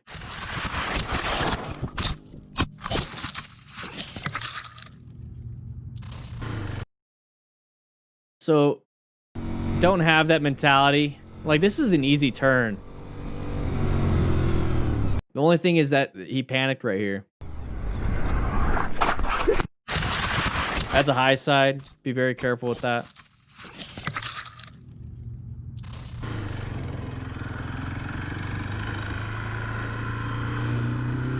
See, this area right here is very good to practice. This is a neighborhood. Well, now we're not. But it was a neighborhood with no housing. Oh, high side. Whew. Holy. You're starting to see how we're having a lot of solo crashing. Like a lot of people solo crashing. So far, we've had this one. We've had this guy on Mount Lemon. We've had this guy. Low siding. We've had... Okay, this was a car. Okay, so we had so far 3. We had 3 people crashing solo. We had a low side. We had a low side right here. This guy low sided in this turn. And then we have this guy basically high siding because he's going too fast. And then this guy high siding. So low side, high side, high side. Solo crashing, nobody else involved. Who are we blaming now? Are we blaming ourselves, or are we blaming the fact that, you know, oh man, the road. Oh man, this. Oh man. No, guys, we're not giving good throttle inputs. We're not giving good braking. We're not giving ourselves the chance for success here. We're letting ego play into a lot of this. So when I look at this one right here, and I said right here, this is a great area to play around and do your stuff and learn how to train, is in a neighborhood that has no housing yet. So that's pretty dang good. That way you can actually, you know, navigate a lot of these 90-degree turns, stop signs with no traffic. This is how I learned. But then right here, not taking it seriously because it's a dead end, you know, so that means there's no traffic coming that way. There's obviously no traffic behind us. There's no traffic to us. So let's go ahead and take this 90-degree turn on a stop sign. Not practicing. We're instilling bad habits now. It's a stop sign. Treat it as a stop sign. Don't be like, this is here, that's here, this is here, I'm not going to stop. No, you're instilling a bad habit. That's one extra step towards not taking things seriously. Hit the paint in the middle of a turn, possibly. Lost traction. Who knows? You know, low side into high side. But this was a solo event. Whose fault? See you later, Rev Bomb. Oh, I'm crazy. God damn it. It's all good. Good? Oh yeah, I'm fine. I don't even know what the happened, dude. It's like my gear like caught. I don't know. Okay, after action. Looks like your back tire just Looks like your back tire just, yeah. So these guys were watching. It's like your back tire lost traction. Why do you think your back tire lost traction? You accelerated through the turn when you're still using a lot of your traction for that back tire for turning. So now you inputted acceleration, which needed traction in order to accelerate. Okay, your tire needs to spin and grab something in order for it to go. So if you're in the middle of a turn, it needs traction for that tire to stay connected to the road. But let's go ahead and put a little bit too much power so it can go, but it can't. It doesn't have enough. It's going to go ahead and spin. Well, if you're in the middle of a turn and your back tire is spinning on the ground, it's like ice. What happens when you go over ice in the middle of a turn? You're going to drop the bike. What do you think happened here? I can go down the path, root cause analysis all day. It like, it's not warmed up yet, so it caught weird and it's all good. As long as he's okay. That's a good one, man. Yeah. It's one hell of a way to wake you up in the morning. Save the night out there. Thanks, bro. Have a good one, guys. RC390, R125. Are we going to go too fast in the corner? And there it is. Good job keeping it up until he hit the grass. That was good. Good job on the camera guy for slowing down and not following his buddy. Good job on the camera guy. Okay, here, guys. You start to pick up these patterns. Am I the only one that picks up these patterns? I see two people riding. I see that we're not in town, so more than likely it's going to be a corner crash. What typically constitutes a corner crash? What's one of the main mitigating factors in a corner crash? It's going to be too much speed. So if it's too much speed, it's pretty easy to see that speed is quite the factor. Too much speed is a huge factor when it comes to crashes. So when I see that, and I'm sitting back and I'm like, you know what?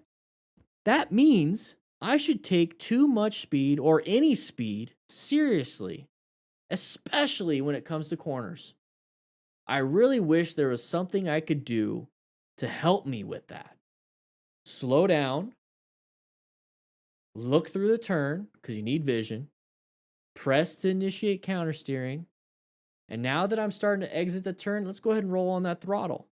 Damn, it's like these training classes, these motorcycle courses and coaches and safety advocates, when they talk about slow look, press, and roll, they talk about trail braking, they talk about navigating corners by using the right speed for the corner. It sounds pretty dang good and easy. Okay, so now I'm a beginner rider. What the heck does slow look, press, and roll mean? What the heck does modulating my speed? I don't even know what speed I'm supposed to go on this turn. Okay.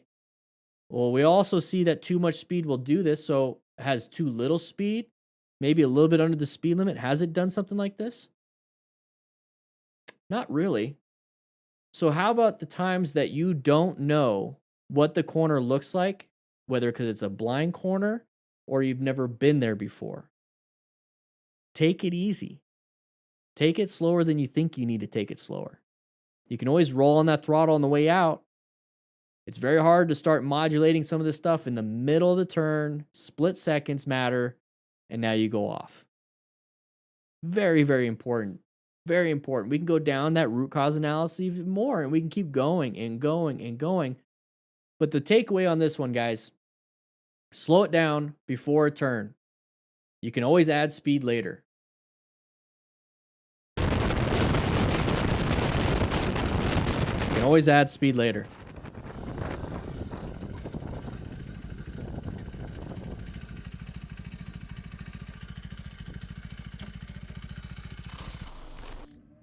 Same thing. What do you think's going to happen, everybody?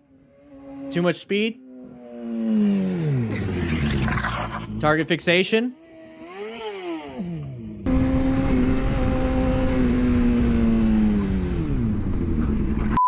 What are you aiming for?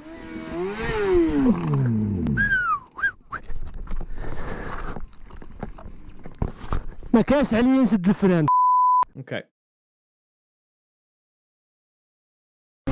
So we're moving through the corner.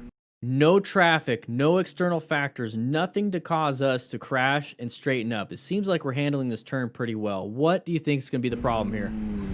Why did we stand up the bike right there? We talk about speed as a factor. How can that cause other issues? You're driving around, you have your Google Maps up, you've never been in this area, you have to find your friend's house that just moved there and you don't want to be late. So you're driving, you have your music blaring because it's been 2 hours of driving, you're having a great time, and it's like, you know what, I can't see the numbers. Turn down the audio. Now you're really looking, but now you're going slower, you're starting to look, then you look at your GPS, you start doing this. What did we start taking away from that? The whole situation. We were driving decent speed. We had music blaring, and we're just kind of listening to the GPS. Now we are slowing it down. We're removing auditory stuff, and now we're looking really hard and focusing, and now we're looking at our phone. Why are we having to do that? We're doing something new. We're doing something that our brain isn't used to yet. We haven't had the automaticity yet. We haven't had the habit formed to know where we need to go, and therefore we can do other things at the normal speed, the normal music level, the normal everything. But we're trying to learn something new. So when I see something like this, I see a new rider. I see an experienced rider, but doing something new. This is probably the first time they've done this, where they're trying to get good footage. They're trying to do these things. Could be a new rider, has ego up, wants to get some good pictures of him in the new bike. Could be all these different things. So he's coming around this corner. I've done this corner 100 times. But now this one time he's going to take this corner and he's going to tell himself, I need to look good for the camera. That's that new thing. Just like your friend just moved. That's that new thing. In the middle of a corner, though, we can't turn down the music and slow down and focus on the numbers of the street house and the GPS on our phone. We have to make the corner. So we have too much stuff going on in our head. And our brain says, hey, it's too much. I'm going to start taking some of these things out so I can focus on the thing that you said you wanted to focus on, which is to look cool. So I'm going to go ahead and take away some of your skill when it came to this corner. I'm going to make you forget what this corner really looked like. I'm going to make you focus on the one thing that you really wanted to focus on, which is your friend. And your brain is actually the worst part right here. Because now you're focused on him. Target fixated. Instead of fixated on the turn, you're fixated on him. I can go all day when it comes to the psychology of all this stuff. So when I see this and I understand that, and I say, you know what? It's an easy thing to do when you're, looking for your friend's house. What do you turn the volume down? It's because your brain can't handle all the bandwidth. Well, if I'm a new rider, or if I'm trying to teach a new rider, I'm telling you to start off small. Go to a parking lot. Get good in a parking lot. Slowly add a new thing. Go into a neighborhood now. Practice the situational awareness in a neighborhood. Minimal traffic, low speeds. Okay, now let's take it to an easy road. A nice outskirt kind of road with some traffic but higher speeds.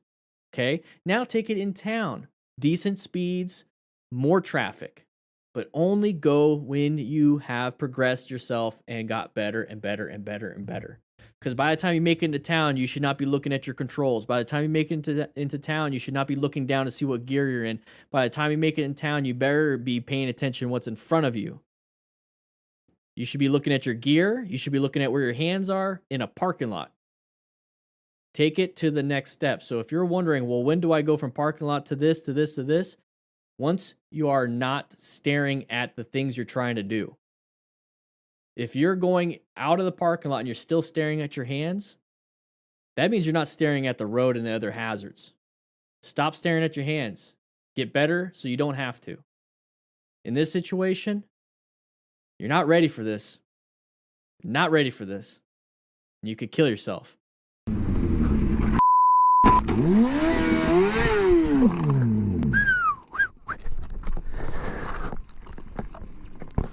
ما كانش عليه نسد الفران.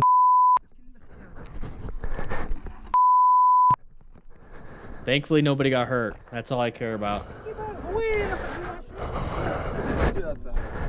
ما قصدكش بعدا موتورك صافي.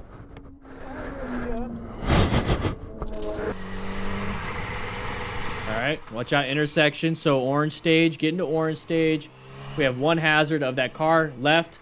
Don't go fast and crazy on this. Good head checks.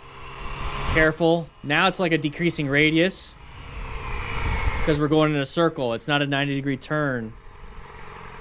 Oh, it probably hit some oil. Do you see that? Probably hit that oil. So really no fault to him. There might be oil on the ground. So if you are doing everything you absolutely possibly can to stay safe, absolutely everything, sometimes you can't do everything. If there's oil on the ground you didn't see, if there's a deer that ran across the road and hit you, hopefully you have full gear. Smart Rider principles, guys. Come on. DDFM Crew Smart Rider. Seek out and recognize, maintain fundamental skills, acquire and utilize personal protective equipment. Hopefully that prevented anything bad happening to him.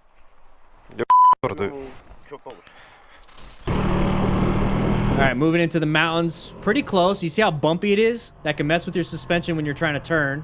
Oh! No, no, no, no. Saved himself as much as he possibly could.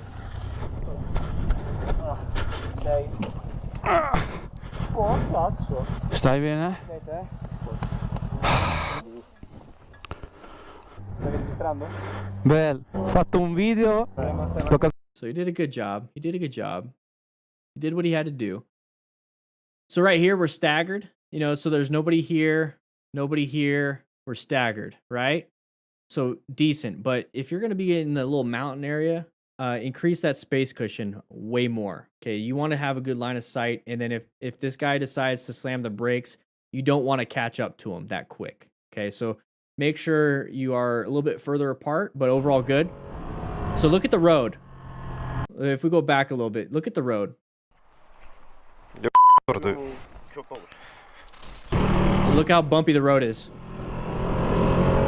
And that was in the middle of a turn, so anticipate that that's going to happen to you in the middle of a turn here, and that's going to really mess with your handlebars. So I'm assuming that's what happened here.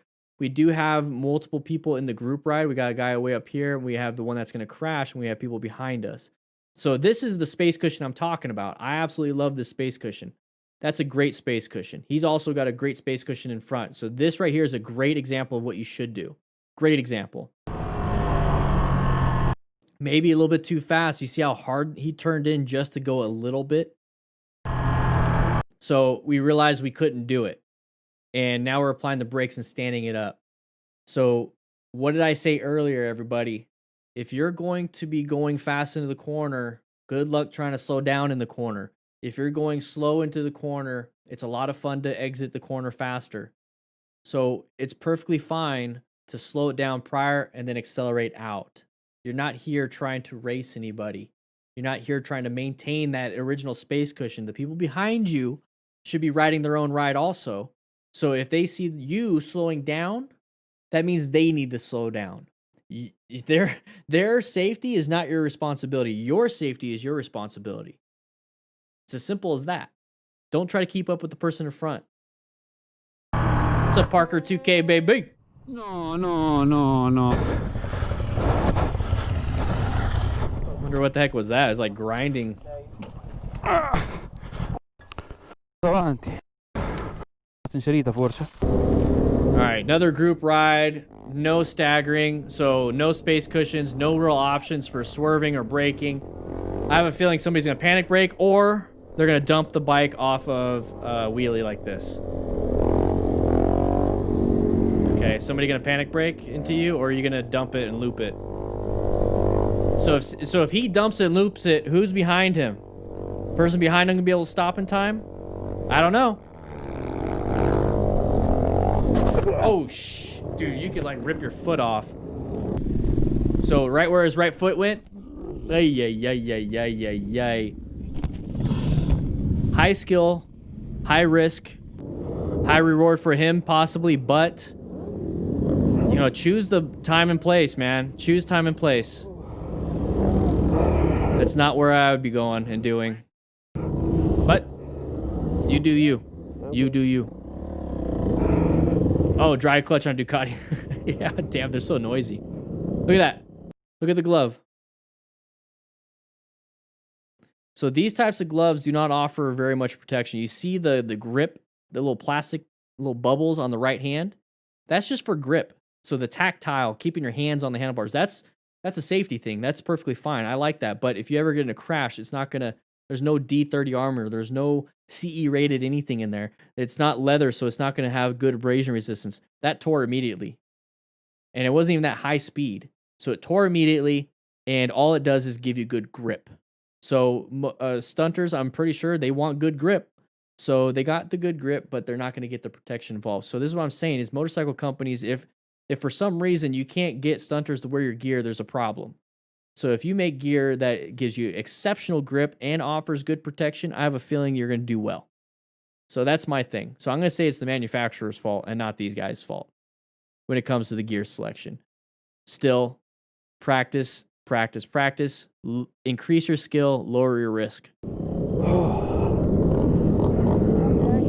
I'm glad everybody's kind of stopping and checking. That's really cool. I think it's all right.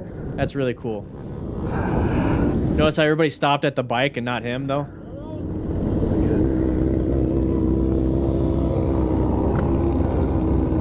Hey, we got your bike up, man. We didn't check you. I don't know. He's a walking wounded, so he seems to be fine. What's up, Misha? How you doing? Gonna feel that one tomorrow. Yep. I like that if you checked on him. Yeah, he's wearing a costume. I wouldn't do it again, though. I'd be concerned that my bike is damaged. I'd be concerned my bike is damaged at that point.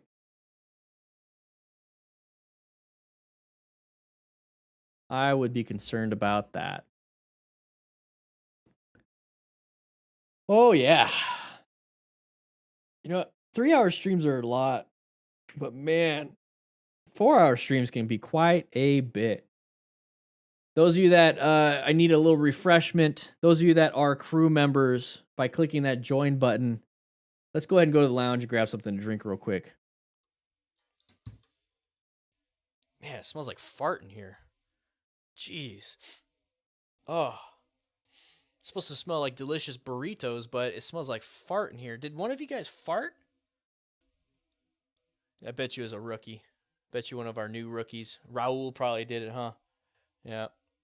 Guys, if you want to join the best damn online motorcycle community in the world, one that focuses on safety and helping the fellow rider,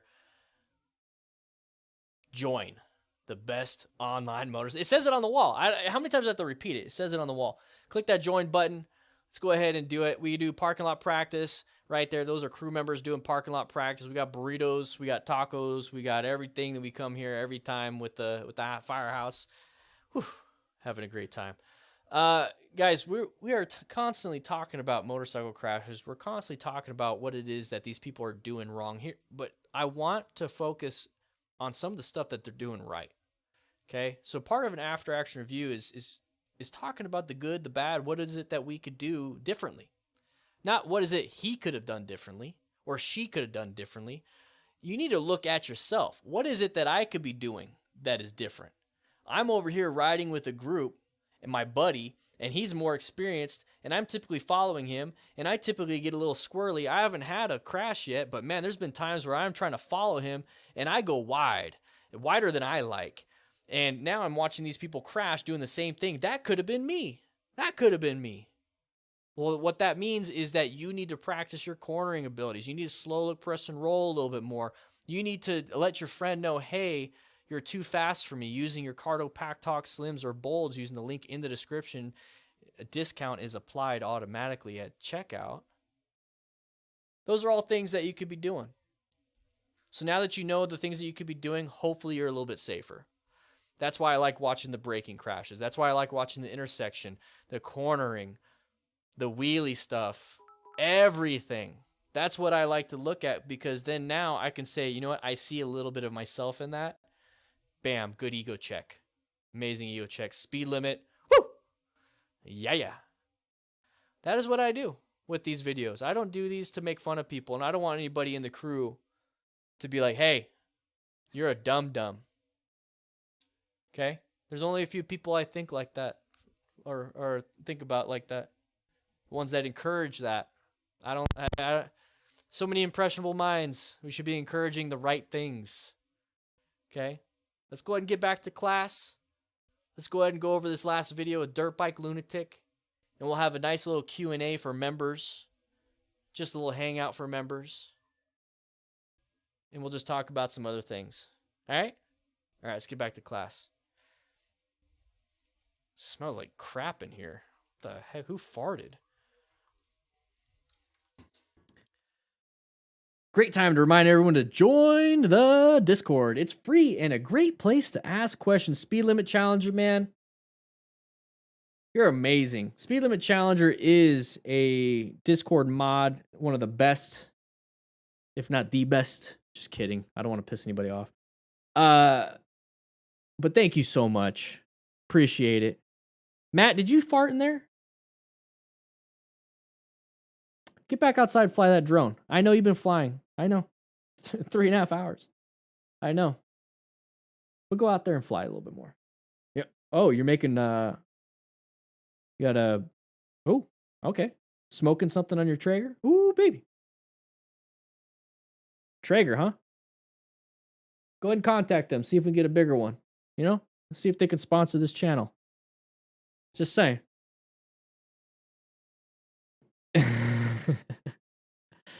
Guys, join the Discord. We're also giving away a ton of motorcycle gear, $800 worth of Revzilla gift cards every month. We're going to increase that hopefully real soon. But we just announced the November winners. We're going to be announcing the December winners the first week of January. Click that link. We got a few people signed up already today. Got 5 new members today.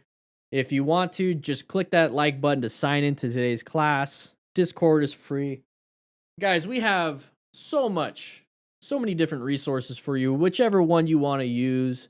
This live stream is just a ton of fun for me. I'm just enjoying it.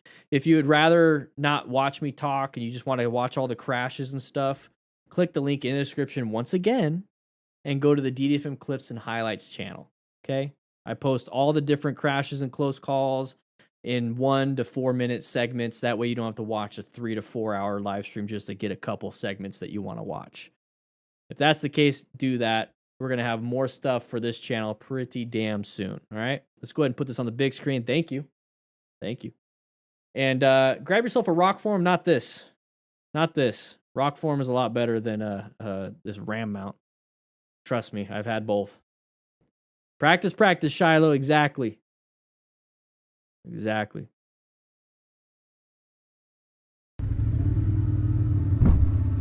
Whoa. Watch out. All these. Okay. Non-issue. Now we're going to just make sure they can't get out. Oh, let's go back. I'm misinformed on this one. Interesting. So, he lost traction. He lost a little traction. It's like, what's going on? I thought he was getting pissed at the white car. So he's leaking. So that oil, woo, you could slip and slide on that. Good thing he pulled over and didn't accelerate too hard, right? And all this was caused just by pothole. This biker hit the pothole, and that caused his oil filter to blow off the bike. Really, you side of the vehicle? Ugh. What the f? I don't know, man. You're the one, yeah, letting the hate begin. So let's talk about this one a little bit. All right, so let's go ahead and take note that he is going 39 and the speed limit is 40. Great job. You are absolutely in the correct. You are, nothing wrong. You did nothing wrong. You're doing everything perfect. Amazing. That's typically the thought process that goes on.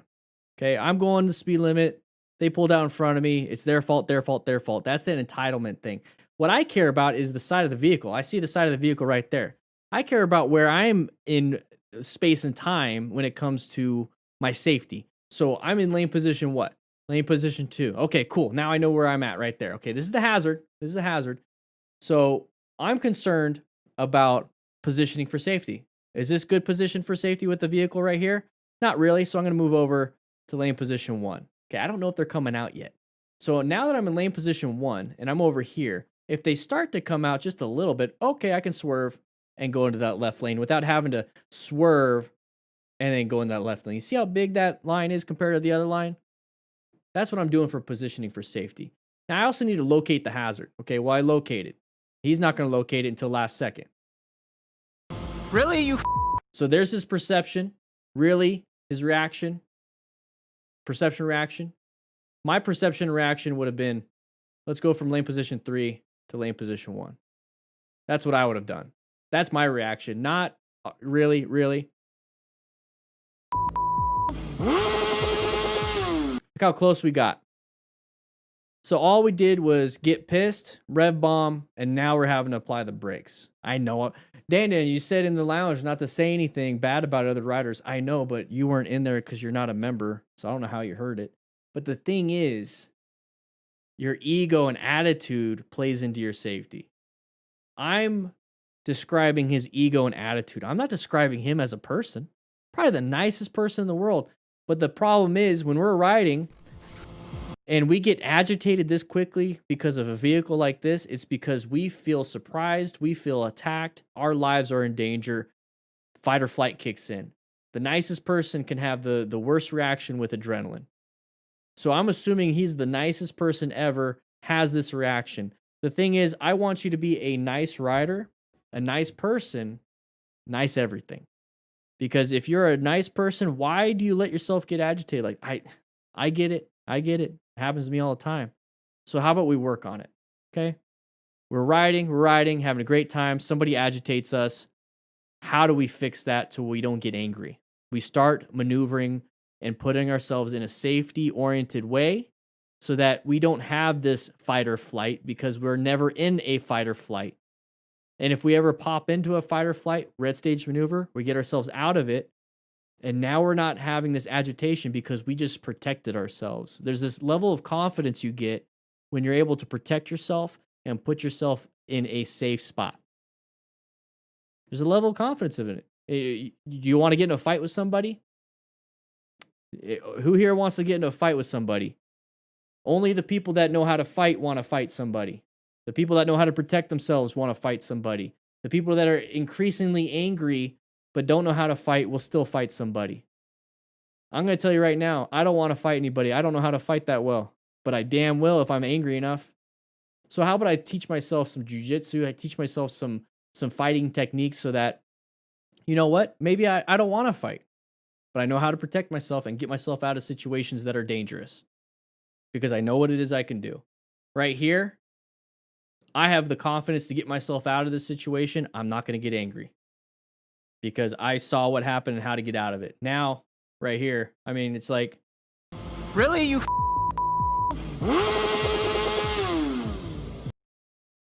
could easily have dumped the bike. Come on. What's up, Mark? How you doing, man? How you doing, Mark?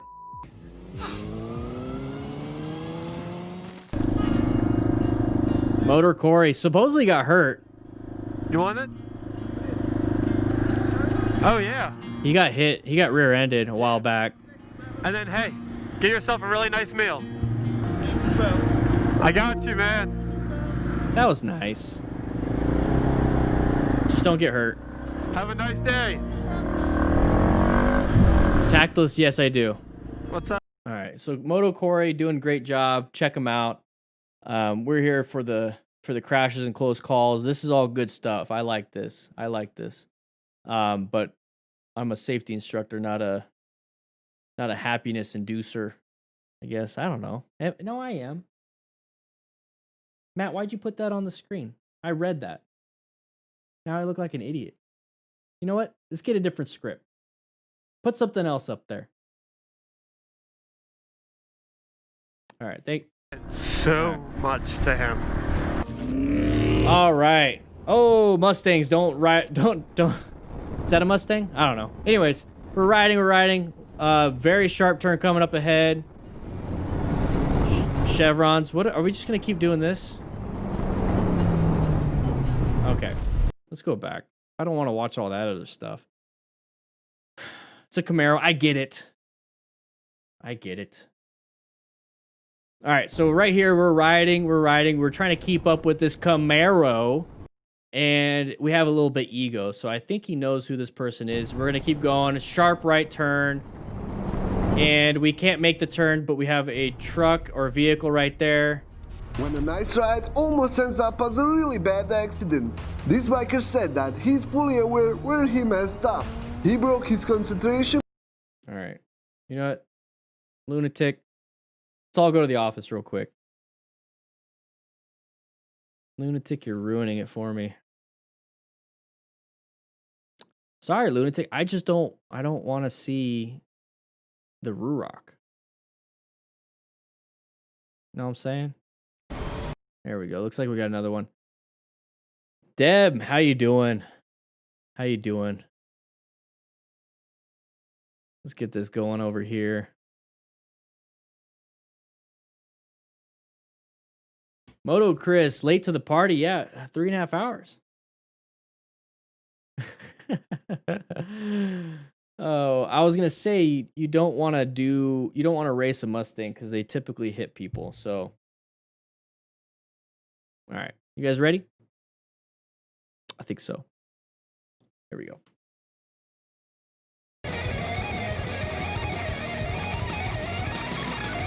Uh-oh. Go, go, go. Oh.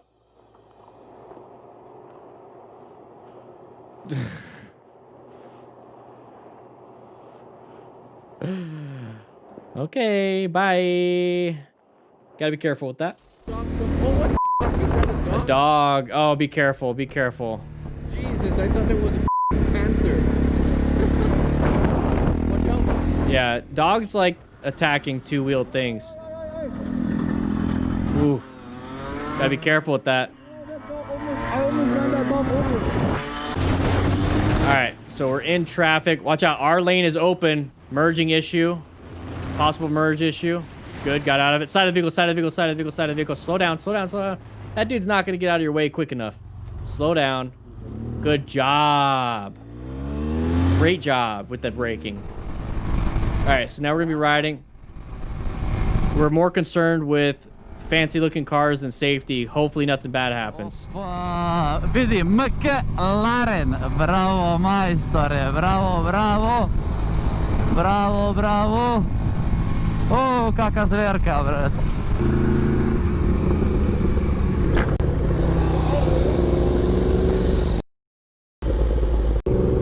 Oh. The biker's KTM is smoking.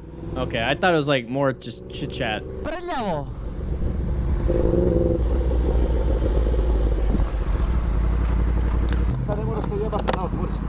Ooh, battery. Electrical fire. Stani da izvučemo. Yeah. You could smell. Ovdje, stani gori You ovdje. could smell the difference between electrical and Unutra, stani, stani. carbon. Hey. Very smart. Very smart. Hey, put out the fire and then deal with cleaning that off later. Last thing you want is your whole bike to catch fire. So what they're doing is smothering it. They're removing oxygen from the fire tetrahedron. So you need oxygen, a fuel source, the chemical chain reaction, Čekaj da zovem, brate, bar da and dođe. heat. And if they're going to remove oxygen, it will put out a fire. Daj, kako se zove. You have a water? Water on electrical is not good. Just smother it. The bike pretty much tried to turn on. Wow. Interesting. Interesting. Sam jebeni motor krene. That's crazy. Yeah, keep trying to put it out with the... Don't put it in gear. If you can, disconnect the battery leads. Daj.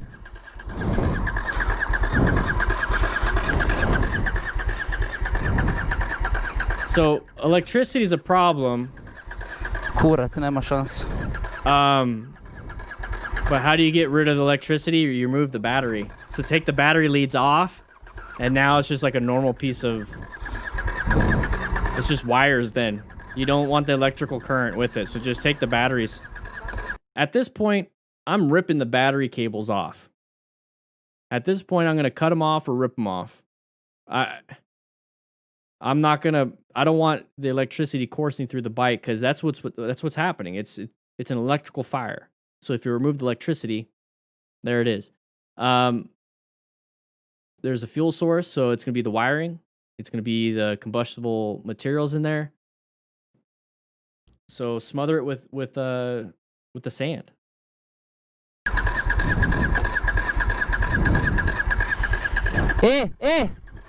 Drži kočnicu, drži kočnicu. That's just going to melt on your... You're going to smack it, it's going to melt on your hand, though.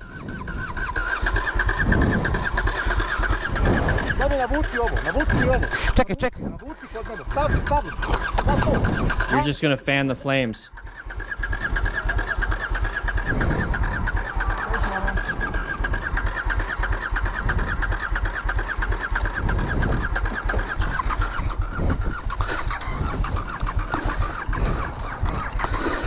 There you go. Take the battery. Yeah, eventually the battery runs out. No, it's not. The wires burnt through. The wires burnt through, so therefore it's not doing it anymore.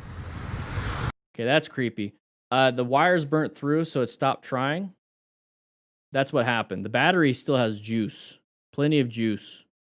But you see how it stopped doing that when the battery cables, or whatever the cable was, the ignition, all those different things, it finally burnt through, and now there's no connection.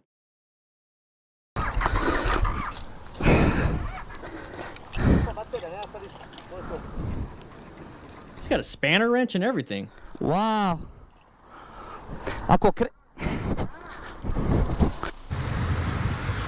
I wouldn't trust that. And he goes, throws it at you. Is this just like funny business stuff? Yeah. Yeah. Class. Oh, I think it's time. Let's go ahead and go to my office real quick.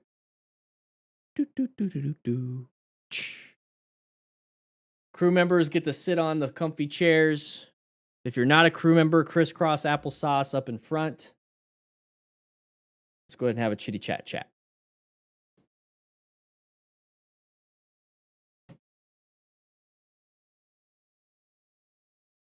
Oh yeah.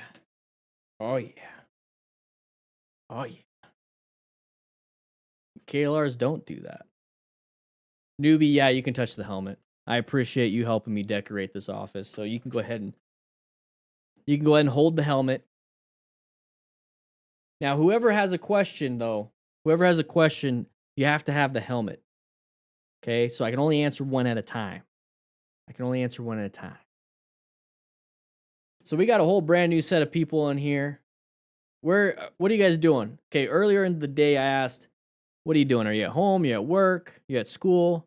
I have a feeling that it's 3.5 hours later. Some people are doing different. I'm about to get off shift. You know, I got 30 more minutes until I get off shift and I get to go home. Okay? So I show up to work. I woke up super early, show up to work. Maybe that's the problem. I'm running out of coffee. Can one of the rookies go ahead and give me some more coffee? No? We all out? Okay. I show up to work. I go over crashes and I discuss things with you guys. Okay? 30 more minutes and I'm off duty. The thing is, I'm working on having a better work day with you guys. I love hanging out at the firehouse. The firehouse, I mean, just look. Where'd y'all go? The firehouse is amazing. Look how beautiful this is. This is just one corner of my office. You guys see all the other stuff over there? Where'd my hand go? This is just one corner. Work don't start for another 6.5 hours? Oh, damn. The goal with these classroom and work sessions and hanging out is to provide you with the best of the best of the best motorcycle safety content and the best motorcycle community and some entertainment, because right now it just kind of sucks being at home, working, procrastinating at home, Kim. You know? Does the trash need to be taken out? I don't know. Camper van in Scotland, wood stove burn away, Leon's life on wheels, baby. Ooh. Just chilling out after working from home and taking a 9-kilometer walk. Good for you. Have I ever considered writing and recording live at the same time? Yeah, I have, but shoot. I mean, somebody here was chewing on the cable and the internet was choppy. I couldn't imagine going over cell service, you know? I've thought about it, but it'd be way too choppy, and you wouldn't be able to hear me. It'd just be like, shh. You know what I mean? I've thought about it though. It's pretty cool. Shiloh, Daniel channel is great. I sure hope it saves me. I do too, and that's one of those things. I left the fire service, the public safety, and public service industry basically, and I was really saddened because I still want to help people, but then I'm starting to realize I'm helping people in different ways. So I'm happy about that. Oh, yeah. Kind of curious about the knife jug. Yeah, me too. Let's see. Let's see what happens.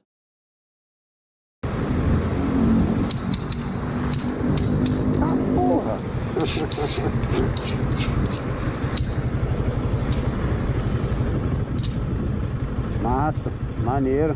Deu tempo ainda. Não deu tempo, é isso mesmo. Com Deus. Interesting. Interdesting. Hey, bro, I had my one accident a week ago. Want to review Horatio? Yeah. Let's take a quick look at it. Are you on the Discord? Heyo. Thank you, man. Are you on the Discord? Send me the link. Guys, I have like 100 crash reviews I got to go over. I got a lot of stuff I got to do, plus all the editing, all that stuff. There's so much work, and I'm going to get off. I'm going to get off in 20 minutes. You know, my shift. My shift is almost over. I'm hoping at some point somebody else can pick up the second shift, but the thing is, if you're a crew member, we got all the bunk rooms, we got all your lockers, we got showers, we got the game room, so the crew members don't have to leave. And that's the sad thing, is I don't want to have to get up and go, and then everyone else that's not a crew member, that they have to leave with me. Like, I don't want to do that. I don't want to do that. Psycharo, is that? Yeah, there it is. Let me go ahead and take a look at it over here. Thank you for sending me on the Discord. I'm going to take a quick look at it. Let's go ahead and mute it. You said this was a crash? Oh. Oh, okay. Okay. All right, you want me to take a look at it, man? Let's go and take a look at it. Yoink. Nice easy mood. Nice easy mood. Here we go, Horatio. Let's watch. Bate mal na cabeça. Que merda é essa? Estás a ver que eu tenho cedência? So that's pretty much the crash. Yeah, it's the crash. So Horatio, I right away I'm going to tell you, keep your eyes up front. Keep your eyes up front. So you got past a left turner, but more than likely there's going to be a second left turner. So right there, you reacted to this left turner that's going to go across from you. That's going to give you that agitation. So that's perfectly fine. Use your horn. Do everything you need to do. What I always see is you can kind of see underneath. There's that little shininess underneath that car. You know that there's another car behind them. So when you know that there's another car behind them, they're in the left turn lane. What are the things that they want to do? They want to turn left. Okay, so when do they turn left? When do people typically do that? When they don't see another vehicle coming at them. Well, right now, they definitely can't see another vehicle coming at them because they have this big truck in the way that you're honking at. So they don't see you. So if you see this, okay, we can't talk about what they could do differently. We can talk about what we could do differently. When we see this, we see a vehicle already doing it. We see this vehicle here. We see this vehicle here. And then we can see the headlights underneath. That doesn't say, hey, I need to get through this intersection quick. It tells me, hey, there's a possibility somebody behind them is going to do the same thing. They're going to just try to gun it and rush it when I'm still traveling. They don't see me because I can't see them, but I can pick up that there is those little lights right there. So in this situation, I would be rolling off the throttle, even applying some brake pressure because I am going through an intersection, so it's orange stage. So I'm going to roll off, apply some brake pressure, and then the moment this vehicle, and I think we can just go ahead and play. So the moment this vehicle moves out of my way, it gives me the line of sight to see this vehicle. Now that I see this vehicle right here, I'm going to kind of get an idea of what is it they want to do. Yeah, I don't want this to come off as mean, man. I really don't want this to come off as mean. I'm super happy that you're okay. But, you know, this is an after action review. I think you did good by recognizing the first one. The second one is what's going to get you. Just like the first corner you can do, it's going to be fine. The second corner, maybe. Third corner is going to get you. So the second one's going to get you. And right here, now that I've got rid of this one right here, this vehicle, okay, achievement unlocked, no more hazard. Great. This one right here is my new enemy. I don't know what they're going to do yet. They haven't made a decision yet because they're creeping up to fill the spot this person created. So I don't know what they're doing yet. I don't know if they're going to go left or they're just kind of coming up forward and then kind of doing this a little bit. And now they're just going to wait for me. I don't know yet. Since I don't know, what do I do when I don't know things? I slow it down until I have options. So that's why I said I would slow it down. Let's see if I can go back a little bit more. So that's why when I said it up here, as soon as I saw that vehicle, see if I can go back a little bit more.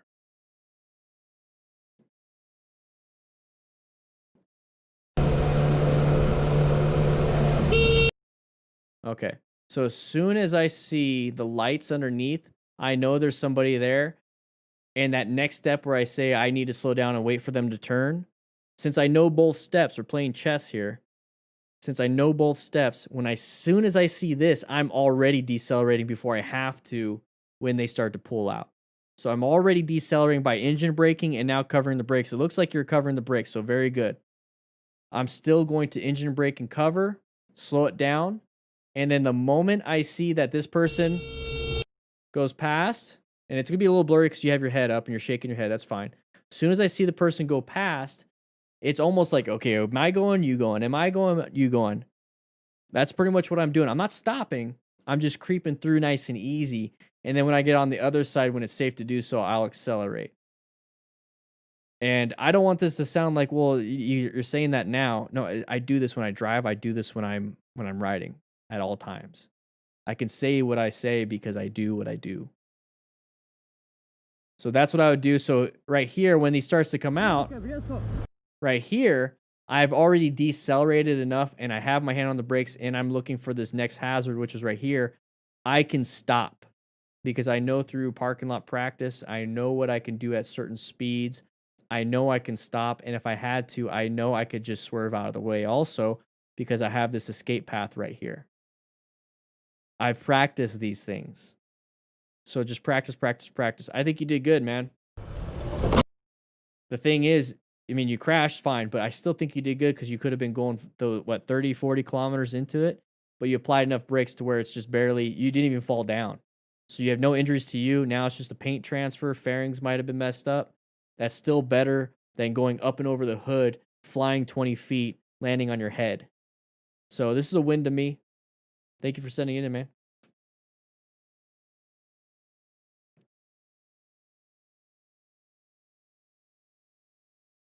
You want me to send you want me to look at your close call?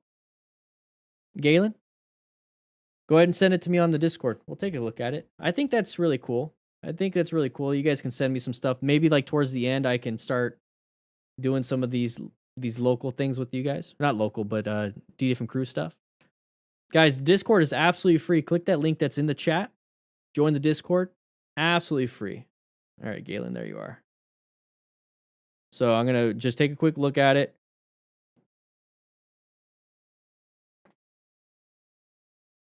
Going to the parking lot. Oh, there it is. Oh, that person should have stopped. Good job braking. So we'll talk about that, man. Good job. Good job. Very good. Let's go back. Here we go. All right. This is Galen. So we're turning. We're going to go into this parking structure. And there's that thing to the left. Uncommon, he's looking at it. You've got to stop! So they're waving at you. Was that your horn or was it their horn? Galen, was that yours or theirs? So we're going into the intersection, into the parking structure. And you see this right here. Now that grabbed your attention, right? Very good. It should take your attention because there's no real hazards, nothing right here. You're going into this, but there's nothing crazy happening. The only thing that's really grabbing your attention is that light movement. That was your horn, good. Because I'd be pissed if it was theirs. Because they're in the wrong. So this grabbed your attention because of the light. Very good. So you notice how you're looking at it? Right there. You recognize, your body recognizes, your brain recognizes these things before you even start putting two and two together. So start treating your brain as an ally on this. If your brain says, look at this real quick, now it's a matter of you being conscious and aware and saying, that's not important, this is important, that's not important, this is important. Your brain's going to find things for you to figure out, is it important or not? And your brain told you this was important. Now with your skill, and you know through the Smart Rider principles with the color codes, with the patterns, you know, the side of the vehicle right there, you know that, hey, that's a possibility. This is an intersection too. You know, this is a death trap area right here. So you recognize, or your brain recognizes this is a problem. And your mind says now, your conscious mind says, it is a problem. Let me figure out what's going on here. So what you did without subconsciously, habitually, automacity, you told your body without even thinking, I need to slow it down.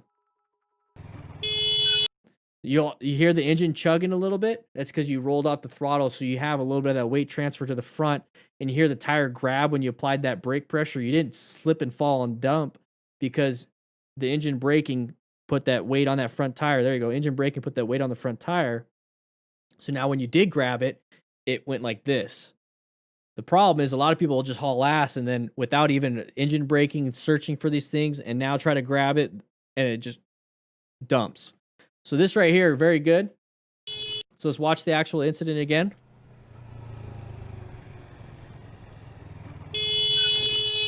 You see how you didn't fall down?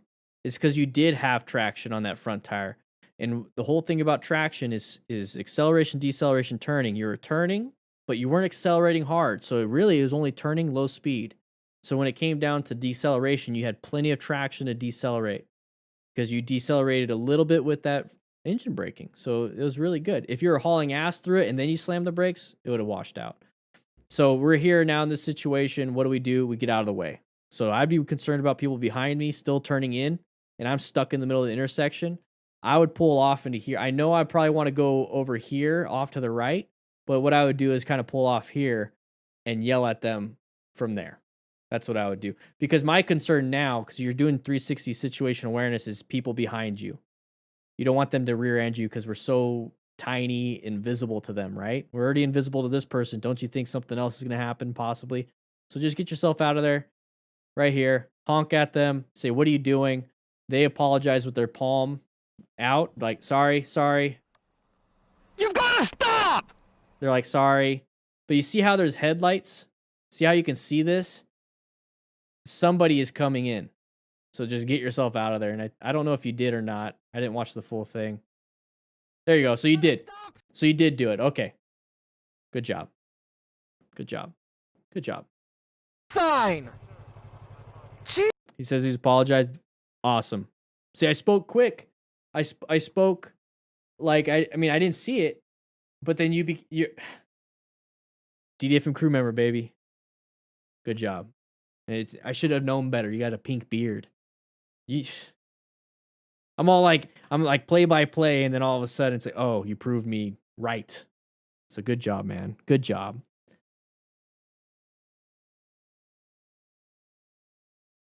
That was your horn. I'm reading what you said. The thing I keep second guessing is if I had kept going or accelerated, I would have been past him even if he kept going as is. If he'd kept going, he would have run into me. So great. Let's go back. So that's the beautiful thing of after action reviews. What I'm saying is not like like the end all be all. Okay, so let's take a look at this. So second guessing, let's not second guess anymore. Let's go ahead and go over it. Like what could I have done? And this is what we did as a fire in the fire service. After a fire, we had a little round table at the tailboard, and we're like, hey, this is what I did. My captain would say, hey, this is what I saw. The chief would have said, hey, this is what I saw. Then a little rookie would have said, this is what I saw. And there was no ranks involved. It was, okay, rookie, this is what you saw. Okay, as a captain, this is what I saw, and this is why I told you to move in this direction, because I saw that the roof was starting to collapse a little bit. And the chief was like, yeah, and I called for everyone to exit the building. It's now a defensive fire, because I started seeing the AC unit start to come down and sink a little bit. So the rookie only saw this. The captain heard something and then started looking with more information and saw this, made an executive decision. The chief is sitting outside watching things and relaying information to the people that are working. Everyone's right. No one's wrong. If there was a mistake, it's handled. And that's what I love about this right here. So right here, if you're second guessing, like, should I have accelerated or braked? What can we do with what we have here? If there's a bunch of cars here, obviously you're not going to accelerate. You couldn't. But now let's take a look at this. There is an open spot. So what you could have done is accelerated out. So, okay, so great. Another thing you could have done is accelerated and turned over here, because this is all just kind of asphalt, right? Perfectly fine. Now, why would I tell you not to brake, though, and just stay there? I've already explained it. There's possible people still coming in, and it's at nighttime, so low visibility. They can't see you because you're a tiny little motorcycle. Hopefully, these headlights shining on you will illuminate that you're there, but I don't trust that. What is it that I can do to make myself as safe as possible? Is go ahead and just accelerate out of it. So you witnessed this, you started to see it. I would accelerate if I possibly could. But what you did was stop in time so that this person wouldn't hit you. Now that they're stopped right here, go ahead and get yourself out of there. That's all I would have done. So just take a look at this. With your skill set, do you think you would have been able to accelerate through? And that's the only thing you can answer. I can only give you different options. What is it that you can do? If all you can do is 1 out of the 5 options I give you, then that means you need to practice those other 4. That's all that means. It has nothing to do with, hey, you're dumb or anything like that. Great questions. Thank you.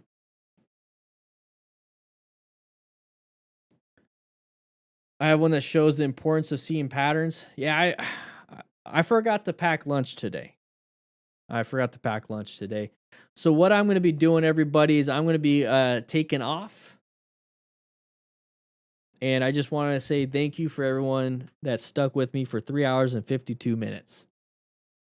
Let me know if these are things you want. I would love to live stream 2 to 3 to 4 times a week. But let me know what you would like to see. Comment below.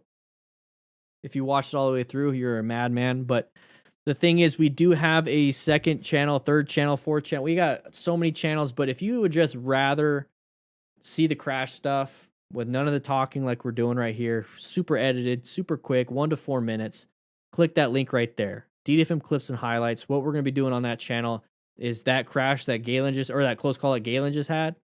We're going to clip that. We're going to make it concise, and we're going to just throw that up on that second channel. Anything that's like braking related, swerve related, speed related, a certain message I want to do in a certain tone, that will go on this channel. I'll be doing a lot more stuff on this channel. I'll be having all the clips go to that second channel. Motorcycle training concepts will be the actual fundamental skills I want you guys to learn. We have so much more coming up. Can't wait for 2021. Having a great time with you guys. I want these live streams to be about the community. So I want to hang out with you guys. I don't even have how many people are up on the screen. I just literally just have a screen right here. I'm taking a look at this. I got my Discord open right here. I'm just having a great time with you guys. Okay. I also put it to where it's almost instant communication. So if you type something, it should be instant on the screen, right? Let me know. I want one of you guys to type something. How quick is it on the screen? Let me know how quick it is. It should be super quick. Because I wanted it that way. 1 to 2 seconds. That's pretty good, right? 1 to 2 seconds is pretty good. Prodigal Stranger, man. I'm going to go ahead and grab myself a drink. I'm going to grab myself a burrito from the crew lounge. But I will be seeing you guys later. Okay? Rookies, go ahead and escort everybody out. Crew members, rookies and up. So DD from crew members and up, pretty much. If you're a member on YouTube, $2 a month, you can stay. If you're just a subscriber or you're not subscribed and you don't have a green name, you don't have a mustache or a beard next to your name, you got to take off. Okay, I'm sorry. Sorry. I'm going to go have some fun over here in the crew lounge. Ugh. Okay? I mean it. You can't stay.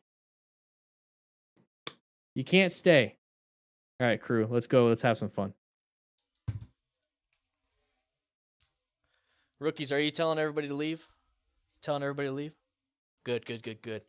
Crew members, absolutely amazing. Had a great time with you guys. 6 new crew members today. A couple big donos. So thank you so much for that. That's going to help pay for all these burritos. Spent way too much on these burritos. You guys are saying it doesn't taste very good. Let me go ahead and grab one real quick. Whew, nice and warm still. Still smells like fart back there. Take care of that, rookie. Scarlett took a nice dump in the crew lounge bathroom. So one of you rookies, please clean that up. But I'm going to go ahead and play some video games back here. I can't wait for Cyberpunk to show up. I can't wait to get back out in the parking lot over there with Rainin and Venezia and some local members. We actually have something going on in Phoenix all the time, so check out the Discord for that if you're in Arizona. Got some really good people, really good crew members teaching and mentoring others, you know, being a smart rider. Guys, we have all the links in the description. Crew members, we have all the links in the description. So if anybody else, like a non-subscriber or a non-member, needs to know, you know, what type of medical training to get, what type of gear to get, you know, my ebook, how to enter into the motorcycle giveaway, how to go to the second channel, which is the Clips channel, how to go to Motorcycle Training Concepts, how to go to the After the Ride. Everything is in the description. Everything is in the description. Can't wait. Cannot wait to see you guys in person again. It's just been too long. It's too long. I'm going to go ahead and head home. I'm going to clock out. I'm going to take my uniform off, which, by the way, if you guys want this uniform, links in description too. And I'm going to go ahead and have myself one of these. I'm going to have another one. Yeah. There we go. All right. Yes, it's a burrito in my pocket. Yes, I'm wearing sweatpants. Yes, I know what it looks like. I'll see you guys later.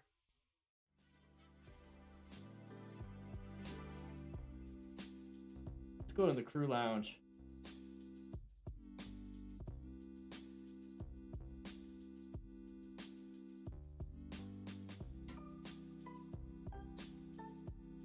Chimichangas are great. Woo-wee! Make sure you guys sign in. Click that like button before you leave. You won't get credit for the class. If you are a crew member, if you are entered into the giveaway, you get access to the crew lounge. This is the crew lounge. It's a little sneaky hideaway compared to the rest of the lounge.